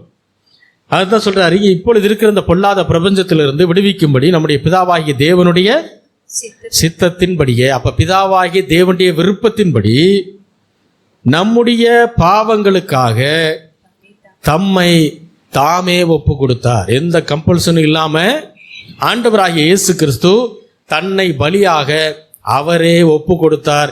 ஏன்னா பிதாவுடைய விருப்பத்தை செய்வதுதான் என்னுடைய விருப்பம்னு சொன்னாரு. பிதாவுக்கு அதுதான் விருப்பமா இருந்துச்சு. எதுதான் விருப்பம்? என்னுடைய சொந்த குமாரனாகிய இயேசு கிறிஸ்துவை சிலுவையில பலியாக்கணும். ஏன் பலியாக்கணும்? அவரை நம்பி வருகிற எல்லாரையும் தன்னுடைய பிள்ளைகளாக மாற்றணும். இந்த தீர்க்க தரிசனத்தை தான் பிதா முதல்ல சொல்றாரு, உனக்கும் ஸ்திரீக்கும் உன் வித்துக்கும் ஸ்திரீயுடைய வித்துக்கும் பகை உண்டாக்குவேன்னு சொன்னாரு. அதனுடைய நிறைவேறுதல் கல்வாரி சிலுவையிலே நடக்குது. அப்ப இது பிதாவுடைய விருப்பம், அவருடைய திட்டம். அதை ஆண்டவராகிய இயேசு கிறிஸ்து செய்கிறாரு. தம்மை தாமே பலியாக கொடுத்தார். அப்ப பலி தன்னுடைய சுய விருப்பத்தின்படி தான் என்ன செய்தாங்க? ஆண்டவர் தன்னுடைய சுய விருப்பத்தின்படி தான் அங்கே வர்றார். அவர் யாரும் கம்பல் பண்ணலை. பிதாவுடைய சித்தத்தை சொல்லிட்டாரு. அதற்கு ஆண்டவராகிய இயேசு கிறிஸ்து கீழ்ப்படிந்தார். இயேசு கிறிஸ்துவை கீழ்ப்படிச்சு அவர் கீழே தள்ளி விடலை. இயேசு கிறிஸ்து முடியாதுன்னு சொல்லியிருந்தாருன்னா பிதா ஒன்றும் செய்ய முடியாது. ஆண்டவராகிய இயேசு கிறிஸ்து கெத்செமனே தோட்டத்தில் கடைசி அவர் ஜெபம் பண்றாரு இல்லையா? என்ன சொல்றாரு? பிதாவே, இந்த பாத்திரம் என்னை விட்டு நீங்க கூடுமானால் நீங்கட்டும் அப்படின்னு சொல்லி நிப்பாட்டி இருந்தாருன்னு வச்சுங்க, என்ன ஆயிருக்கும் கதை? ஆண்டவரே, இது ரொம்ப கஷ்டமா இருக்குது, என்னால் இது பண்ண முடியல. அதாவது ஆண்டவர் வருத்தப்பட்டது எதுக்குன்னா, பாடுகளுக்காகன்றதை விட பாவங்கள் அவர் மேலே சுமத்தப்படும்ன்றதுக்காக தான் அவர் வருத்தப்படுறார். ஏன்னா அவர் பரிசுத்தமுள்ள தேவன். உலக மனிதர்களுடைய அத்தனை பாவங்களும் அவர் மேலே சுமத்தப்படுது, அத்தனை வியாதிகளும் அவர் மேலே சுமத்தப்படுது. இது அவருக்கு தெரியும். அதுக்கு தான் அவர் கஷ்டப்படுற. ஏன் நான் சுமத்தப்பட்டா பிதாவுக்கும் அவருக்கும் உண்டான ரிலேஷன்ஷிப்பு கட் ஆயிரும். அதனால தான் சொல்லுவார், என் தேவனே என் தேவனே ஏன் என்னை. ஏன்? பிதா பரிசுத்தமான தேவன். இவர் இப்ப பாவம் ஆக்கப்பட்டவராய் தொங்குகிறார். பரிசுத்தமான தேவன் பாவியை என்ன செய்ய மாட்டார்? பார்க்க முடியாது, பார்க்க மாட்டார். பிதா தன்னுடைய முகத்தை திருப்பின உடனே ஆண்டவராய் இயேசு கிறிஸ்துக்கு அது முடியலை, அவரால் அதை பொறுக்க முடியல. அதனால சொல்ற, என் தேவனே என் தேவனே ஏன் என்னை கைவிட்டி. கடைசியா சொல்றார், எல்லாம் முடிந்தது. அப்ப இதெல்லாம் சொன்னதுக்கு காரணம் அதுதான். இதெல்லாம் கரெக்டா ரிலேட் பண்ணி பார்க்கணும், இதெல்லாம் கரெக்டா புரிஞ்சுக்கணும். ஆண்டவர் அவருடைய சுய விருப்பத்தின்படி, பிதாவுடைய விருப்பத்தின்படி கல்வாரி சிலுவையிலே வந்து பலியானார். தகன பலியாக அவரே தன்னை தானே என்ன செய்தார்? ஒப்பு கொடுத்தார். யாரும் அவரை கம்பல் பண்ணலை. இரண்டாவது, இந்த பலியினுடைய இன்னொரு தன்மை எப்படி இருக்கணும்னா, பழுதற்ற பலியாக இருக்கணும். எப்படி இருக்கணும்? பழுதற்ற, பழுதான பலியாக இருக்கக்கூடாது. அதனால தான் இந்த காணிக்கை தசம்பாகங்களை கொண்டு வரும்போது ஊழியர்கள் சொல்லுவாங்க, எப்பயுமே காணிக்கையோ தசம்பாகமோ கொடுக்கும்போது என்ன செய்யக்கூடாது? கிழிஞ்ச நோட்டு, அழுக்கு நோட்டு, ஒன்றத்துக்கு உதவாதது, பேங்க்கே வந்து ரிஜெக்ட் பண்ணுற நோட்டு, பேங்க்காரனே டவுட் ஆகிடுமா, இது நம்ம தான் அடித்தோமா, கவர்மெண்ட் தான் அடிச்சிச்சா இல்லையா, இப்படிங்கிற நோட்டெல்லாம் என்ன செய்யாத, கொண்டு வந்து கொடுக்காது. அதெல்லாம் பழுதானது, அதை செய்யக்கூடாது. பழுதற்ற பலியாகத்தான் என்ன செய்யணும் ஆண்டவருக்கு. நாம் காணிக்கை தசம்பான்றது ஒரு பலி. எல்லாரும் அன்றைக்கி ஆண்டவர் கொடுக்குறேன்னு, ஆண்டவர் என்ன பிச்சை எடுத்துக்கிட்டு இருக்காரு? ஆண்டவர் கொடுக்குறேன், ஆண்டவர் கொடுக்குறேன்னு கிடையாது. ஆண்டவர் முதல் மரியாதையை எதிர்பார்க்கிறார். அங்கே விஷயம் அதுதான். உனக்கு நான் கொடுத்தேன்ல, உனக்கு சம்பளம்னு ஒன்று கொடுத்தனா இல்லையா, உனக்கு பிஸ்னஸில் வருமானம்னு ஒன்று கொடுத்தனா இல்லையா, அதில் என்னுடைய வார்த்தை கீழ்ப்படிச்சு விதைக்கணுமா வேணாமா, அவ்வளோதான் கேள்வி. எவ்வளவு விதைக்கணுன்றதையும் சொல்லி கொடுத்துட்டார். முதல் 10% உங்களுடைய விதையாக இருக்கணும், மீதி 90% உங்களுடைய ஆகாரமாக இருக்கணும்னு சொல்லி கொடுத்துட்டார். இப்போ இதை நம்ம சரியாக செய்கிறோமா இல்லையான்றதான் ஆண்டவர் பார்க்குறார். உங்கள் விதையை வாங்கி அவர் ஒன்றும் என்ன செய்யறதில்ல, அவர் ஒன்றும் இன்னும் பணக்காரனாகணும்னு அவசியம் இல்லை, அவருக்கு அது தேவையும் இல்லை. அந்த விதையை வச்சு தான் உங்களுக்கு அறுவடையை கொடுக்க போகிறார். அதுதான் அவருடைய சித்தம். அப்போ ஆண்டவர் சொன்ன வார்த்தைக்கு கீழ்ப்படிச்சு நாம் நடக்கும்போது நாம் என்ன செய்கிறோம்? விதைக்க ஆரம்பிக்கிறோம். அப்போ அந்த விதை எப்படிப்பட்டதாக இருக்கணும்? பழுதற்ற பலியாக இருக்கக்கூடாது. நல்ல விதையாக இருந்தால் தான் நல்ல பழங்களை கொண்டு வரும். சொத்தையான விதையை விதைச்சோம்னா என்ன ஆகும்? பலன் வருமா? இன்னொன்று சொல்கிறேன், விதைக்கிறவனுக்கு தான் அறுவடை, விதைக்காதவனுக்கு அறுவடையே கிடையாது. அது நல்லா புரிஞ்சுக்கணும். விதைக்காதவனுக்கு அறுவடையே கிடையாது. உட்காந்து அழுகிட்டே இருக்க வேண்டியதான் கடைசி வரைக்கும். எனக்கு இது பத்தலை, அது பத்தலை, இது பத்தலை, இது பத்தலை, கடைசி வரைக்கும் பத்தாம தான் இருக்கும். அடிப்படை தேவைகள் தான் சந்திக்கப்படும், பெருக்கம் வராது. எப்போ விதைக்கிறோமோ அன்றைக்கு தான் அறுவடை. ஏன்னா அது பிரமாணம். விதைப்பும் அறுப்பும் செழிப்பும் என்பது பிரமாணம், சட்டம். அது ஆண்டவர் சொன்னார். ஏன்னா ஆண்டவர் சொல்லிட்டார், பூமி உள்ளளவும் என்ன இருக்குமா, விதைப்பும் அறுவடையும் இருக்குன்ட்டாரு நோவா காலத்தில். அப்போது கண்டிப்பாக விதைக்கணும். ஆனால் எவ்வளோ விதைக்க போகிறோன்றதை நம்ம முடிவு பண்ணணும். ஆண்டவர் மினிமம் எவ்வளோ விதைக்கணுன்றதை ஆண்டவர் சொல்கிறார். அப்போ விதைக்காதவனுக்கு அங்கே அறுவடை கிடையாது. இதை திட்டமாய் தெரிந்து கொள்ளுங்கள். அது நானாக இருந்தாலும் தான், நீங்களாக இருந்தாலும் தான், வசனம் எல்லாருக்கும் பொது தான். அப்போ அந்த விதைக்கிற விதையும் பழுதற்ற பலியாக இருக்கணும். பழைய ஏற்பாட்டில் அது பலின்னு சொல்லுவோம். காணிக்கை தசம்பாக்கள் பலியாக கருதப்படும். அந்த பலி வந்து பழுதற்ற பலியாக இருக்கணும். இயேசு கிறிஸ்து பழுதற்றவரா அப்படின்னா ஆமாம். அவர் தேவனுடைய குமாரன். கருவிலேயே தாயின் கருவில் இருக்கும்போதே பரிசுத்த ஆவியினால் நிரப்பப்பட்டிருந்தவர், பாவம் இல்லாதவர், குற்றமற்றவர், 613 நியாயப்பிரமாணங்களையும் கை கொண்டு நிறைவேற்றி முடித்தவர். ஆகையினால அவர் பழுதற்ற பலிதான்னு நம்ம சொல்லலாம். அது இன்னும் கொஞ்சம் டீட்டெயில்டாக பார்த்தோம்னா, ஆட்டுக்குட்டியினுடைய சரீரத்தை என்ன செய்வாங்க, ஆசாரியன் அதை சோதித்து பார்ப்பார். ஒருத்தர் கொண்டு வந்து பலி செலுத்த வர்றாருன்னா அதை சோதித்து பார்ப்பாங்க. அதில் ஊனம் இருக்குதா, பழுது இருக்குதா, இதெல்லாம் பார்ப்பாங்க. அதே போல தான் இயேசு கிறிஸ்துவினுடைய சரீர பிரகாரமாகவும் அவர் பரிசுத்தமானவராய் இருந்தார். லூக்கா 2வது அதிகாரம், லூக்கா 2:1 முதல் 10 ஒருத்தர் வாசிக்க, 11 முதல் 20 ஒருத்தர் வாசிங்க. கொஞ்சம் வேகமா. எத்தனை சிஸ்டர்? தேவதூதன் அவர்களை நோக்கி, பயப்படாதிருங்கள், இதோ எல்லா ஜனங்களுக்கும் மிகுந்த சந்தோஷத்தை உங்களுக்கு உண்டாக்கும் நற்செய்தியை உங்களுக்கு அறிவிக்கிறேன். இன்று கர்த்தராகிய கிறிஸ்து என்னும் இரட்சகர் உங்களுக்கு தாவீதின் ஊரிலே பிறந்திருக்கிறார். பிள்ளையை துணிகளில் சுற்றி முன்னணியிலே கிடத்திருக்க காண்பீர்கள். இதுவே உங்களுக்கு அடையாளம் என்றான். அந்த சனமே பரமசேனையின் திரள்கள் அந்த தூதனுடனே தோன்றி, உன்னதத்தில் இருக்கிற தேவனுக்கு மகிமையும் பூமியிலே சமாதானமும் மனுஷர் மேல் பிரியமும் உண்டாவதாக என்று சொல்லி தேவனை துதித்தார்கள்.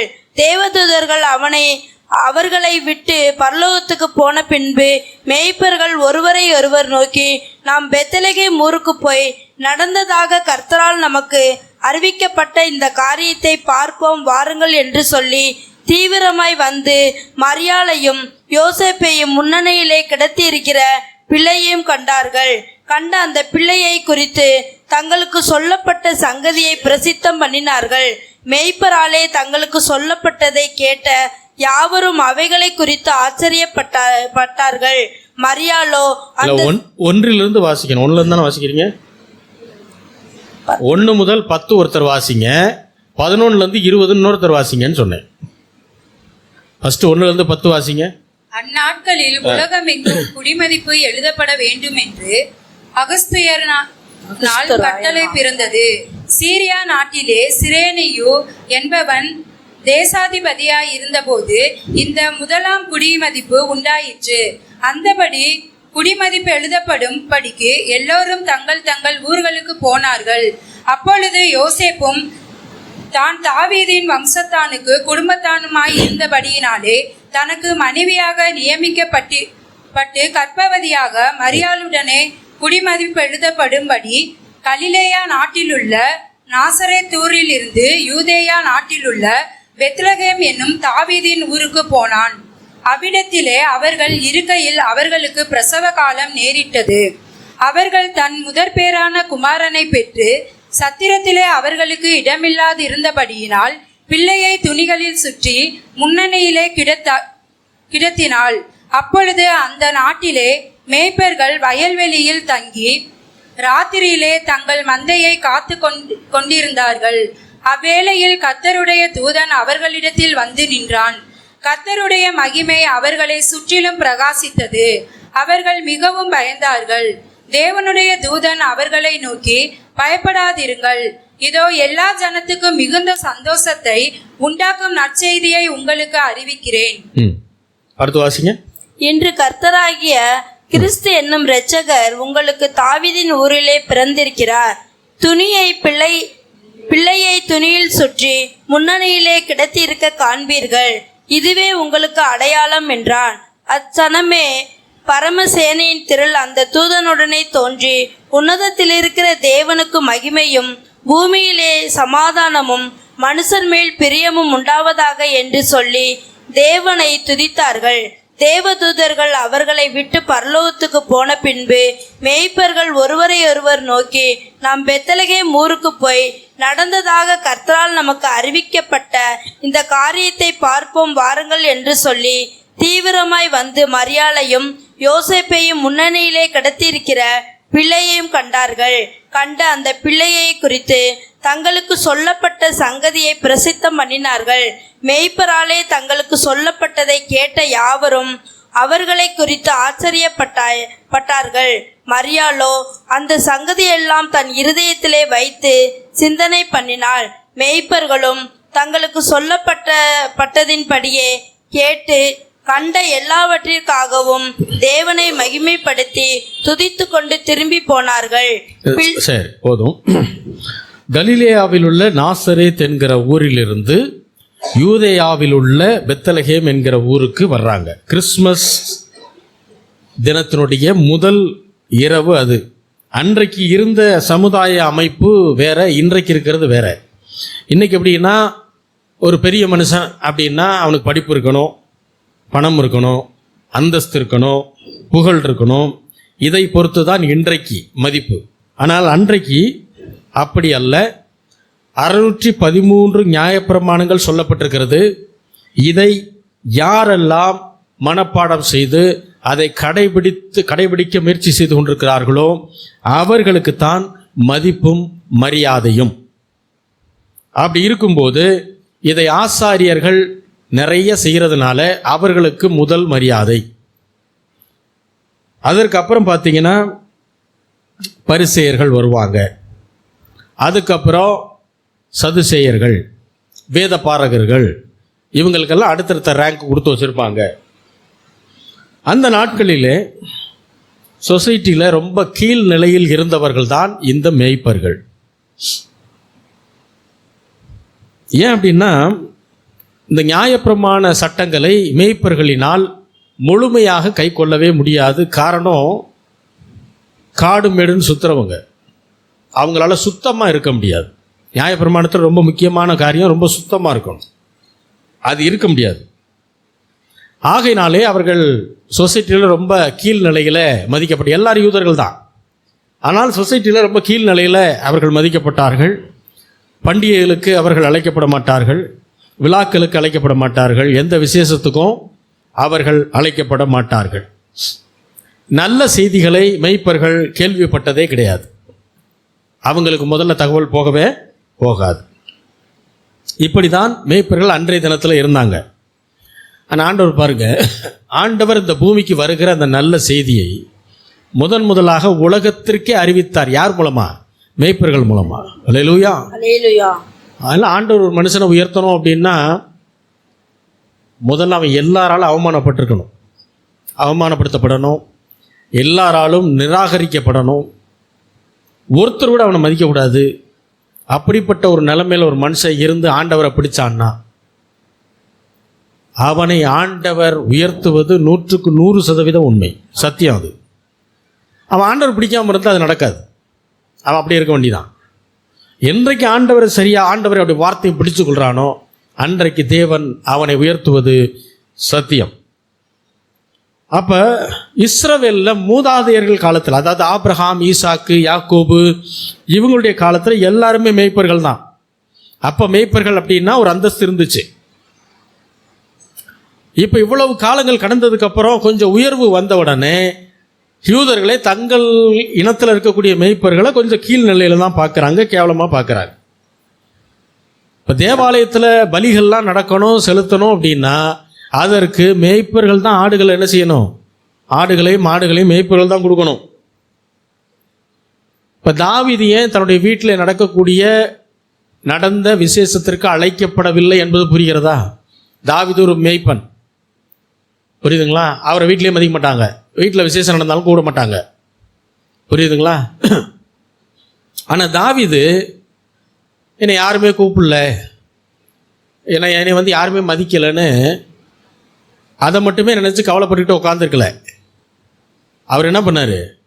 அந்த கவலையெல்லாம் தூக்கி ஓரமாக, கவலை இருந்திருக்கும் இல்லைன்னு சொல்லலை, அதெல்லாம் தூக்கி ஓரமாக வச்சுவிட்டு அதிகமான நேரம் யார்கிட்ட பேசிக்கிட்டு இருந்தார்? அது முக்கியம். தாவீது உயர்த்தப்பட்டதுக்கு முக்கியமான காரணம் அது. ஆண்டவரோடு பேசிக்கிட்டே இருந்தார், தன்னுடைய ஆத்மாவோடு பேசிக்கிட்டே இருந்தார், ஆண்டவரை துதிச்சு பாடல்களை பாடிக்கிட்டு இருந்தார், அவருடைய சூழ்நிலையை பாட்டா போட்டார், இதை செஞ்சுக்கிட்டே இருந்தார். அதனால தான் நாம் எவ்வளோ சின்சியராக இருக்கோம்ன்றத மனிதன் அங்கீகரிக்கலைன்னா பரவாயில்ல, கர்த்தர் அதை அங்கீகரிப்பார். அவர் வானத்திலிருந்து பார்த்துட்ருக்கார், நமக்குள்ளாக இருந்து அவர் பார்த்துட்ருக்கிறார். நம்ம வேலை பார்க்குற ஸ்தலத்தில் நாம் உண்மையாக இருக்கோமா இல்லையான்னு அவர் பார்க்குறார், நம்ம கொடுத்த வேலையில் நாம் உண்மையாக இருக்கோமான்னு அவர் பார்ப்பார். நாம் அவரோடு பேசுவதற்கான அந்த நேரத்தை நாம் எடுத்துக்கிறணும். தனிப்பட்டு உட்கார்ந்து ஜெபிக்கிறதும் பைபிள் வாசிக்கிறதும் எந்த அளவுக்கு முக்கியமோ அதே அளவுக்கு நம்முடைய ஆத்துமாவிலிருந்து அவரோடு பேசுவது ரொம்ப முக்கியம். அதை அதிகமாக செய்து பழகணும் விசுவாசிகள். ஆண்டவரோடு பேசணும். ஐயா எனக்கு பேசுறதுக்கே ஆள் இல்லை, ரொம்ப சந்தோஷம், என்னைய கேட்டால் என்னை யாருக்குமே பிடிக்காது, இது அதை விட ரொம்ப சந்தோஷம். பிடிக்கவே வேண்டாம், பிடிச்சு இப்போ என்ன கலட்ட போகுது அது? சிலர் இப்படி கவலை, இது தேவையே இல்லாத கவலை. என்னை பொறுத்த வரைக்கும் அவங்களுக்கெல்லாம் நிறைய ஃப்ரெண்ட்ஸ் இருக்காங்க, எனக்கு ஒரு ஃப்ரெண்டு உள்ள இல்லை, பரவாயில்ல, இருந்து கெடுக்கிறதுக்கு இல்லாமல் இருக்கிறது நல்லது இல்லையா? எங்களுக்கு வந்து அவங்கெல்லாம் சொந்தக்காரங்க கூட நல்லா இருக்கிறாங்க, எங்கள் வீட்டுக்கெல்லாம் யாரும் வரமாட்டாங்க, நல்லது. எதுக்கு வரணும்? அந்த சொந்தக்காரன் முறை ஒருத்தன் வீட்டுக்கு போகிறான், அவனை கேட்டு பாருங்க, அவனுக்கு தெரியும். அவனை கூப்பிட்டு தனியாக கூப்பிட்டு, ஏப்பா இந்த மாதிரி வர்றாங்களே, எப்படி நல்லா இருக்கா, சந்தோஷமாக இருக்கும், அதை வேற கேட்டீங்க அப்படின்மா. அவனுக்கு தெரியும் அதில் என்ன சிரமம் இருக்குன்னு. ஆண்டவர் உங்களை பத்திரமா சுகபத்திரமாக விடுவிச்சு காத்து பாதுகாத்து வச்சிருக்கிறார். சந்தோஷமாக இருக்கு. ஆண்டவர் வச்சிருக்க சூழ்நிலையில் சந்தோஷமாக இருக்க பழகுங்க.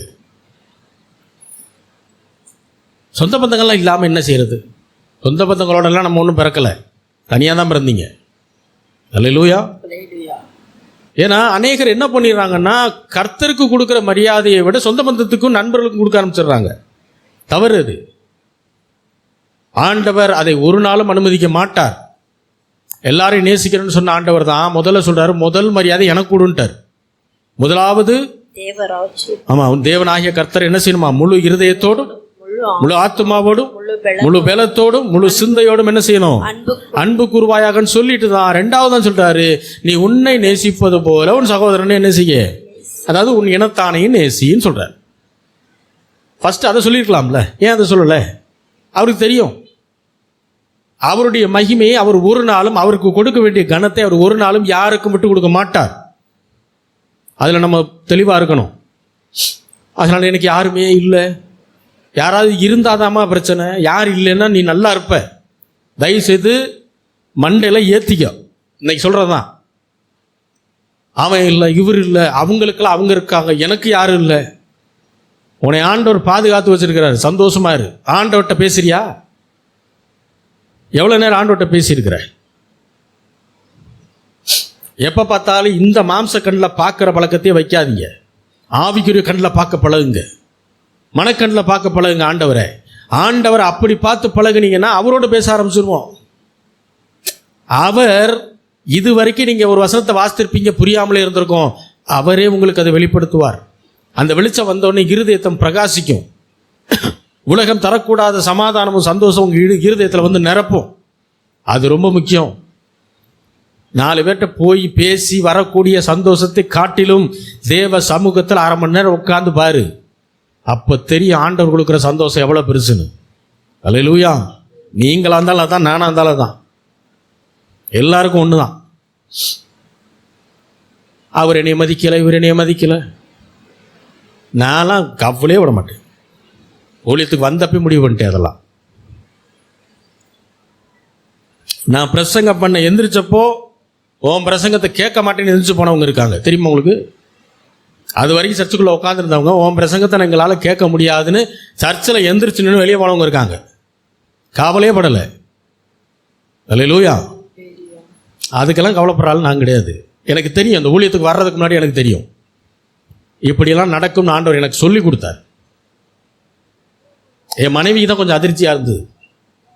என்னங்க நம்ம இங்கே வந்தால் எல்லாரும் நம்மளை ஆதரிப்பாங்கன்னு நினச்சோம், இப்படி பண்ணிட்டாங்களே. அப்படி தான் பண்ணுவோம். எனக்கு முன்னாடியே தெரியும். ஏன் கவலைப்படுற? கவலையெல்லாம் படாத.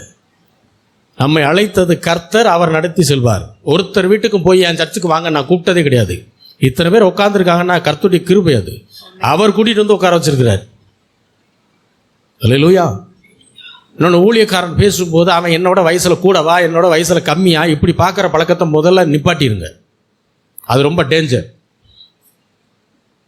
அது அப்படி ஒரு எண்ணம் இருதயத்துலேருந்து அப்படி வேரோட பிடுங்கி தூக்கி எரிஞ்சிட்டு நம்ம சர்ச்சுக்குள்ளே வந்து உட்காருங்க. இவருக்கு என்ன அனுபவம் இருக்குது? அனுபவத்தை பேசுறதுக்கு ஊழியக்காரன் கிடையாதுங்க, வசனத்தை பேசுகிறவன் தான் ஊழியக்காரன். ஒருத்தருடைய அனுபவம் இன்னொருத்தருக்கு எந்த விதத்திலையும் பிரயோஜனப்படாது. ஆவிக்குரிய அனுபவம்.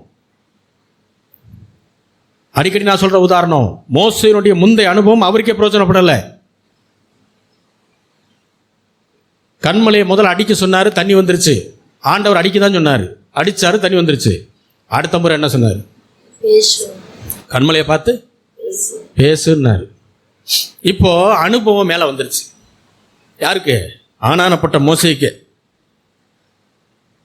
பூமியில் உள்ள எல்லா மனிதர்களிலும் சாந்த குணம் உள்ள மனுஷன் யார்? மோசே. ஆனால் அவருக்கு என்ன ஆயிடுச்சு? டெம்ப்ட் ஆயிடுச்சு. அனுபவம் வந்துருச்சு மேலே. நம்மதுக்கு தான் ஏற்கனவே அடித்து தண்ணி வர வச்சுருக்கோம்ல, அப்புறம் என்ன? ஆண்டவர் பேசுன்னார். இப்போ ஆண்டோடைய வார்த்தைக்கு கீழ்ப்படியணுமா அல்லது அனுபவத்தை கொண்டு போய் டொப்புன்னு அடிக்கணுமா? அனுபவத்தை வச்சுக்கிட்டு கோலை வச்சு போய் பாறை அடித்தார், தண்ணியை கொடுத்துட்டார் ஆண்டவர். ஏன்னா ஜனங்க மேலே ஆண்டவர் கிருபையாக இருந்தார். அவங்க தாகத்தில் இருக்காங்க, தண்ணியை கொடுத்துட்டாரு. அடிச்சுடா, நீ வந்து காணாந்த தேசத்தை பாப்ப உள்ள போக மாட்டேன்ட்ட. ஏன் நடந்துச்சு? இது அனுபவம். அதனால் ஒவ்வொருத்தருக்கு அனுபவம் நல்லது. அந்த அனுபவத்தை பூரா தூக்கி வாரமாக வச்சுருங்க. வசனத்தை எடுத்து முன்னாடி வைக்க தெரியணும். அல்லேலூயா. அதுதான் சத்தியம். வசனம் தான் அனுபவமாக மாறணும். அல்லேலூயா. அனுபவம் மாறினதுக்கப்புறம் அந்த அனுபவத்தை எடுத்து வைக்காதீங்க. அனுபவத்தை தூக்கி வாரமாக வச்சுட்டு மறுபடியும் வசனத்தை பாருங்கள். அதுதான் வாழ்க்கையில் உயர்த்தும்.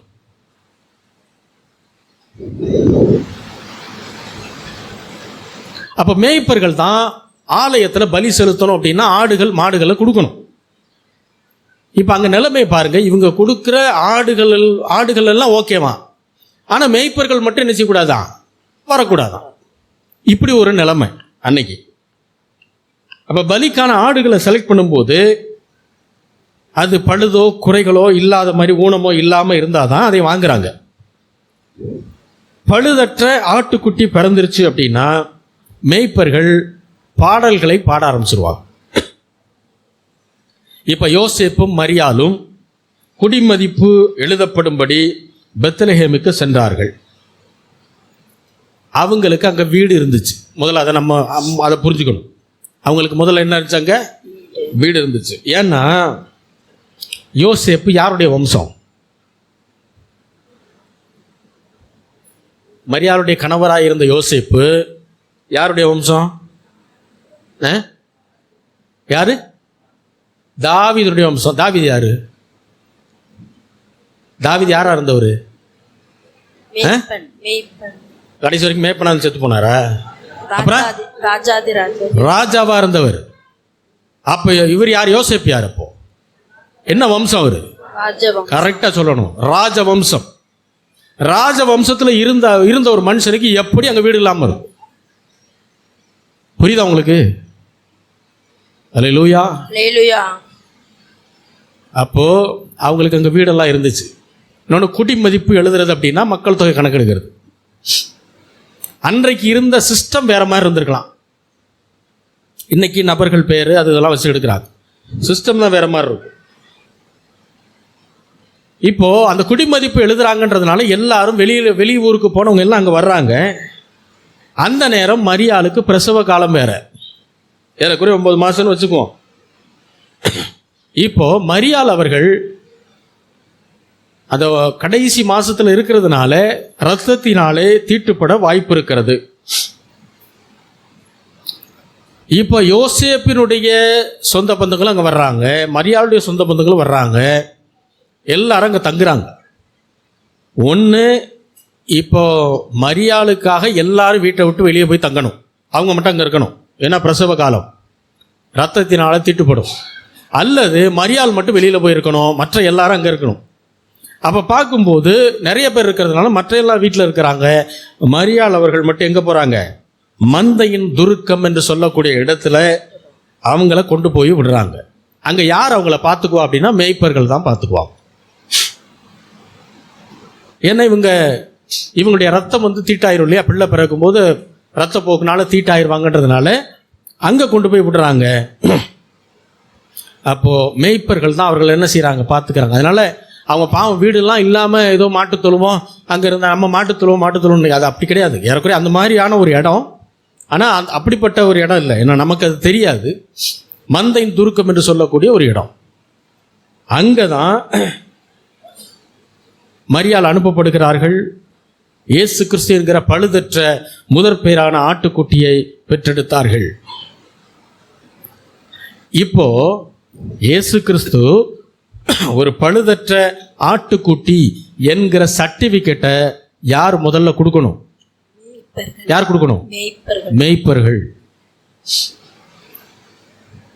ஒட்டுமொத்த யூத குலத்தினால மதிக்கப்படாத கீழ்நிலையில் இருக்கக்கூடிய மேய்ப்பர்கள் தான் இப்போ ஆண்டவராய் இயேசு கிறிஸ்து ஒரு பழுதற்ற ஒரு ஜீவன் அல்லது பழுதற்ற ஆட்டுக்குட்டி என்பதை அவங்க தான் முதல்ல பார்த்து என்ன செய்யணுமா? சர்டிபிகேட் கொடுக்கணும். இன்று கர்த்தராகிய இயேசு கிறிஸ்து என்னும் இரட்சகர் உங்களுக்கு தாவீதின் ஊரிலே பிறந்திருக்கிறார்.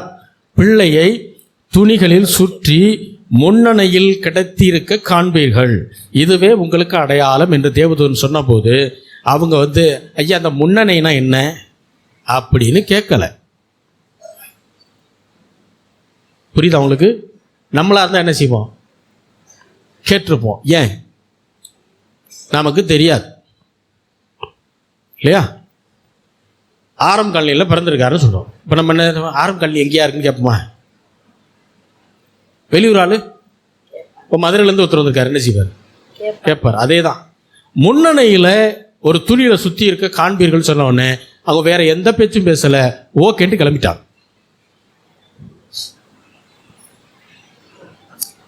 அவங்களுக்கு நல்லா தெரியும் மந்தையின் துருக்கம் என்று சொல்லக்கூடிய இடத்தில் இருக்கக்கூடிய முன்னணை அது. போனாங்க, பார்த்தாங்க. இப்ப பரமசேனையின் திரள் தோன்றி என்ன சொல்லுது? உன்னதத்தில் இருக்கிற தேவனுக்கு மகிமையும் பூமியிலே சமாதானமும் மனுஷர் மேல் பிரியமும் உண்டாவதாக என்று சொல்லி தேவனை துதித்தார்கள். இப்ப மேய்ப்பர்களும் பாடுறாங்க. தூதர்கள் பாடுறாங்கன்னு சொன்ன மேய்ப்பர்களும் பாடுறாங்க. ஏன்? பிறந்த இயேசு கிறிஸ்து ஒரு பழுதற்ற ஆட்டுக்குட்டியாக அங்க பிறந்திருக்கிறார். அப்ப தகன பலிக்கான 11 காரியத்துல 2 காரியம், முக்கியமான 2 காரியத்தை தான் பார்த்தோம். முதல்ல பலி தன்னுடைய விருப்பத்தின்படி வரணும், சுய விருப்பத்தின்படி வரணும், எந்த கம்பல்சனும் இல்லாமல் வரணும். 2வது, அது முழுக்க முழுக்க பழுதற்ற ஆட்டுக்குட்டியாக இருக்கணும். ஆண்டவர் உங்களுக்காகவும் எனக்காகவும் பழுதற்ற ஆட்டுக்குட்டியாக அவர் தகன பலியாக கல்வாரி சிலுவையிலே அவர் அடிக்கப்பட்டார். நான் சொன்னேன், ஆசீர்வாதத்தை பெறுவதற்கு 3 காரியம். முதலாவது கீழ்ப்படிதல், 2வது தகன பலி செலுத்தணும், 3வது ஆசீர்வாதத்தை பெறணும். ரைட்டா? இந்த கீழ்ப்படிதல்ன்றது யார் செய்கிற வேலை? நாம செய்கிற வேலை. தகன பலின்றது நாம செய்கிற வேலையா, ஆண்டவர் செஞ்ச வேலையா? யார் செஞ்ச வேலைங்க? சவுண்டே வரலையே. அப்ப இவ்வளவு நேரம் என்ன கேட்டீங்க? ஆண்டவர் செய்த வேலை. தகன பலி யார் செய்த வேலை? ஆண்டவர் செய்த வேலை. நம்ம செய்ய வேண்டாமா? நம்ம செய்யணும். நாம பழைய ஏற்பாட்டு காலத்தில் வாழ்ந்தது தான் நம்ம செய்யணும். ஆனால் இன்றைக்கு ஒரே பலியாக ஆண்டவராய் இயேசு கிறிஸ்து தன்னைத்தானே தகன பலியாக என்ன செய்திருக்கிறார்? சிலுவையில ஒப்பு கொடுத்திருக்கிறார். அப்ப தகன பலியை செஞ்சது யாரு? ஆண்டவர். 3வது ஆசீர்வாதத்தை நமக்கு தருகிறது யாரு? ஆண்டவர். அல்லேலூயா. ஏன்னா தகன பலி செலுத்தினாதான் நாம் தண்டனைக்கு தப்பிக்க முடியும், ஆண்டோடைய பிள்ளையா மாற முடியும். அப்படி மாறினா மட்டும்தான் தேவனுடைய ஆசீர்வாதத்தை நாம பெற முடியும். அப்போ முதல் வேலை மட்டும்தான் நம்ம செய்யணும். புதிய உடன்படிக்கையில் பழைய உடன்படிக்கை அந்த 2 வேலை நம்ம செய்யணும். முதலாவது கீழ்ப்படியணும், 2வது தகன பலி செலுத்தணும். அதுக்கப்புறம் தேவன் நம்மை ஆசீர்வதிப்பார். ஆனால் புதிய உடன்படிக்கையில் நாம் கீழ்ப்படிச்சா மட்டும் போதும். வசனத்திற்கும் வார்த்தைக்கும் என்ன செய்யணும்? கீழ்ப்படியணும். தகன பலி அவரே செலுத்திட்டார், நாம் தனியாக செலுத்த வேண்டியதில்லை. ஆகையினாலே தேவன் நம்மை ஆசீர்வதித்திருக்கிறார். அல்லேலூயா. இந்த கீழ்ப்படிதல் அதிகமாக அதிகமாக இந்த ஆசீர்வாதம் வந்துக்கிட்டே இருக்கும். எங்க பிளாக் ஆகுது அப்படின்னா, கீழ்ப்படிதல் குறையும் போது ஆசீர்வாதமும் பிளாக் ஆகுது. கீழ்ப்படிதல் ஸ்லோவாகும் போது ஆசீர்வாதமும் ஸ்லோவாகுது. இங்கே தான் விஷயம். ஏன்னா நிறைய பேர் என்ன நினைக்கிறாங்க, என்னை பற்றி ஆண்டவருக்கு தெரியும், ஆண்டவர் வந்து என்னை ஆசீர்வதிச்சுறாரு. ஆண்டவர் ஆசீர்வதிச்சிருக்கிறார், இல்லைன்னு சொல்லலை. ஆனால் நீங்கள் பெற்றிருக்கீங்களான்றதான் கேள்வி. புரியுதா உங்களுக்கு? இப்போ நாம் பெறணும். இப்போ நான் கொடுக்குறேன், யாராவது ஒருத்தர் வந்து கை நீட்டுனா மட்டும்தான் அவர் வாங்க முடியும் இல்லையா? நான் என்ன சொல்கிறேன், ஆண்டவர் கொடுத்துட்டாருன்றேன். நீங்கள் வாங்கியிருக்கீங்களான்னு கேட்குறேன். எத்தனை பேருக்கு புரியுது? நான் வாங்கியிருக்கேனான்னு கேட்குறேன். எனக்கு நானே கேட்டுக்கிறேன். இல்லையா, இன்னும் பாதி தான் வாங்கியிருக்கேன், இன்னும் பாதி வாங்கலாம். அப்போ நான் இன்னும் என்ன செய்யணும்? ஆண்டவர் கிட்ட போகணும். நீங்கள் என்ன செய்யணும்? இன்னும் ஆண்டவர் கிட்ட போகணும். அதுக்கு பேர் தான் கீழ்ப்படிதல். ஆண்டுடைய வார்த்தைக்கு வசனத்திற்கு ஊழியக்காரர் பேசுகிறது. தேவனுடைய வார்த்தைக்கும் வசனத்திற்கு கீழ்ப்படிய கீழ்ப்படிய கீழ்ப்படிய கீழ்ப்படிய கீழ்ப்படிந்த நம்முடைய வாழ்க்கையை மாற்ற மாற்ற மாற்ற தேவன் என்ன செய்கிறார்? ஆசீர்வாதத்தை அளவில்லாமல் ஊற்றிக்கொண்டே இருக்கிறார். அல்லேலூயா, அல்லேலூயா. அப்ப ஆண்டவர் நம்மகிட்ட எதிர்பார்க்கிறது ஒன்னே ஒண்ணுதான். புதிய உடன்படிக்கை விசுவாசிகளான நமக்கு தேவன் கொடுக்கிற காரியம் ஒன்னே ஒண்ணுதான், எதிர்பார்க்கிற காரியம் ஒன்னே ஒண்ணுதான். அவருடைய வார்த்தைக்கு நாம் என்ன செய்ய வேண்டும்? கீழ்ப்படிய வேண்டும். தகன பலியை நாம செலுத்துவதற்கு பதிலாக ஆண்டவராய் இயேசு கிறிஸ்துவே தாமாக முன் வந்து தம்முடைய சுய விருப்பத்தின்படி பழுதற்ற பலியாக தன்னைத்தானே கல்வாரி சிலுவையிலே ஒப்பு கொடுத்தார். ஆகையினாலே பிதா நம்ம என்ன செய்திருக்கிறார்? ஆசீர்வதித்திருக்கிறார். அல்லேலூயா. அதுதான் ஆண்டவர் சொன்னார், என்னாலே அல்லாமல் ஒருவனும் பிதாவிடத்தில் என்ன செய்ய முடியாது? வர முடியாது. நான் வர்றதுக்கு முன்னாடி வரைக்கும் ஓகே, நான் பூமியில் வர்றதுக்கு முன்னாடி வரைக்கும் ஓகே, நீங்கள் நான் டைரெக்டாக யெகோவா தேவன்கிட்ட தான் போவேன்னு இப்போ நீ அப்படி சொன்னீங்கன்னா மாட்டிக்கிடுவேன். அப்படி ஒரு கூட்டம் சொல்லிகிட்டு இருக்குது. அதனால சொல்கிறேன், இப்போ ரசிக்கப்படாத யூதனை தான் சொல்கிறான். இங்கே ஒரு கூட்டம் இருக்குது. அந்த கூட்டம் என்ன தான் சொல்லுது? நாங்கள் இயேசு கிறிஸ்துவ ஒரு போதகராக தான் பார்ப்போம், யாவே தேவன் தான், யெகோவா தேவன் தான் அப்படின்னு சொல்லி ஒரு கூட்டம் இருக்குது. கண்டிப்பாக இயேசு கிறிஸ்து இல்லாமல் பிதாவிடத்தில் யாருமே என்ன செய்ய முடியாது, இன்றைக்கு போகவே முடியாது. அல்லேலூயா. அல்லேலூயா. ஏன்னா அவருடைய விருப்பத்தின்படி தான் இயேசு கிறிஸ்துவை தம்மை தாமே பலியாக கொடுத்தார். சுய விருப்பத்தின்படி பலியாக கொடுத்தார். அவ்வளவு நன்மைகளை செய்திருக்கிறார். எதுக்குன்னா நம்மை ஆசீர்வதிப்பதற்கு. ஏன் நம்மளை ஆசீர்வதிக்கணும்னா, மனிதன் பாவம் செய்த போது சாபத்தினாலே ஆட்கொள்ளப்பட்டார். ஆண்டவர் மனுஷன் அப்படி உண்டாக்கவே இல்லை. அவன் ஆசீர்வாதத்தின் மகனாக உண்டாக்கினார். பிசாசனுடைய பேச்சை கேட்டு அவன் பாவத்தில் வீழ்ந்து போனதுனால சாபம் அவனை ஆட்கொண்டது. இப்போ அந்த சாபத்திலிருந்து விடுவிக்கணும்னா அவருடைய சொந்த குமாரனை பலியாக கொடுத்து அவருடைய ஆசீர்வாதத்தை எடுத்து மனிதனுக்கு நேராக வைத்தார். இப்போ எந்த மனிதனெல்லாம் ஆண்டவரை நோக்கி வர்றானோ அவன் ஆசீர்வதிக்கப்படுகிறான். அல்லேலூயா. அல்லேலூயா. ஆசீர்வாதம்னா வெறும் பணம் பணம் பணம் பணம் பணத்தை மட்டும் நினச்சிக்கிட்டே இருக்காதீங்க. திரும்பவும் சொல்கிறேன், பணம் அதில் ஒரு பகுதி தான். நல்ல வாழ்க்கை, வெற்றி இருக்கணும், தெய்வீக சுகம் இருக்கணும், ஐஸ்வர்யம் இருக்கணும். அல்லேலூயா. ஐயா மெடிக்கல் ரிப்போர்ட் இப்படி சொல்லிட்டு போட்டோம். மெடிக்கல் ரிப்போர்ட் சொல்லுகிற எந்த ஒரு அறிகுறியும் உங்களுடைய சரீரத்தை என்ன செய்யாது, பாதிக்காது. அல்லேலூயா. ஆனால் ரிப்போர்ட் போய் எடுத்தீங்கன்னா எல்லாம் ஹையின்னு காட்டும். அது ஹை, இது ஹை, எல்லாம் ஹை தான். ஆனால் அந்த ஹையாக இருந்தால் உடம்பு என்னென்ன செய்யணுமோ அது செய்யாது. அது நல்லா அது நார்மலாக போய்கிட்டு இருக்கும். நல்லா சாப்பிடுவீங்க. அல்லேலூயா. ஏன்னா ஒவ்வொரு ட்ரீட்மெண்ட்டுக்கும் ஒவ்வொரு சாப்பாடு இருக்கு இல்லையா, இதை தான் சாப்பிட்ணும். நான் அதெல்லாம் சாப்பிட்றதே கிடையாது. நமக்கு என்ன பிடிக்குதோ அதான் சாப்பிட்றது. அல்லேலூயா. ஏன்னா தேவனுடைய ஆசீர்வாதத்தை நாம் பெற்றவர்கள். அதை நம்ம முதல்ல உணரணும். நான் பெற்றிருக்கேன், ஆனால் என்னுடைய வாழ்க்கையில் அதை நான் மாற்றுறேனா இல்லையா, கன்வெர்ட் பண்ணுறேனா இல்லையா, அங்கே தான் கீழ்ப்படிதல், வசனத்திற்கு கீழ்ப்படுகிற அந்த கீழ்ப்படிதல் முக்கியமான வேலையை செய்கிறது. அல்லேலூயா. நம்மை ஆசீர்வதித்த தேவன் நல்ல தேவன். ஏன்னா அவர் ஒரு நாளும் நமக்கு தீமை செய்கிற தேவன் அல்ல. அல்லேலூயா. அப்போ பிதாவாகிய தேவன் அவருடைய அனாதி தீர்மானத்தின்படி சொந்த குமாரனை பலியாக கொடுத்து உங்களை என்னை ஆசீர்வதித்திருக்கிறார். அல்லேலூயா. முதல்ல இதை நம்பணும், இதை விசுவாசிக்கணும். ஒரு நாள் நான் இப்படி இருக்கேன் எப்படி இருக்கேன்னு உங்கள் சூழ்நிலையவே பேசிக்கிட்டு இருக்காதீங்க. நான் என்னுடைய தேவனால் ஆசீர்வதிக்கப்பட்ட மனிதன். அல்லேலூயா. அதை சொல்லணும். பிஸ்னஸ் ஆரம்பிக்கிறதுக்கு வெறும் பணம் மட்டும் இருந்தால் போதுமா? ஆரம்பிச்சிடுவீங்களா?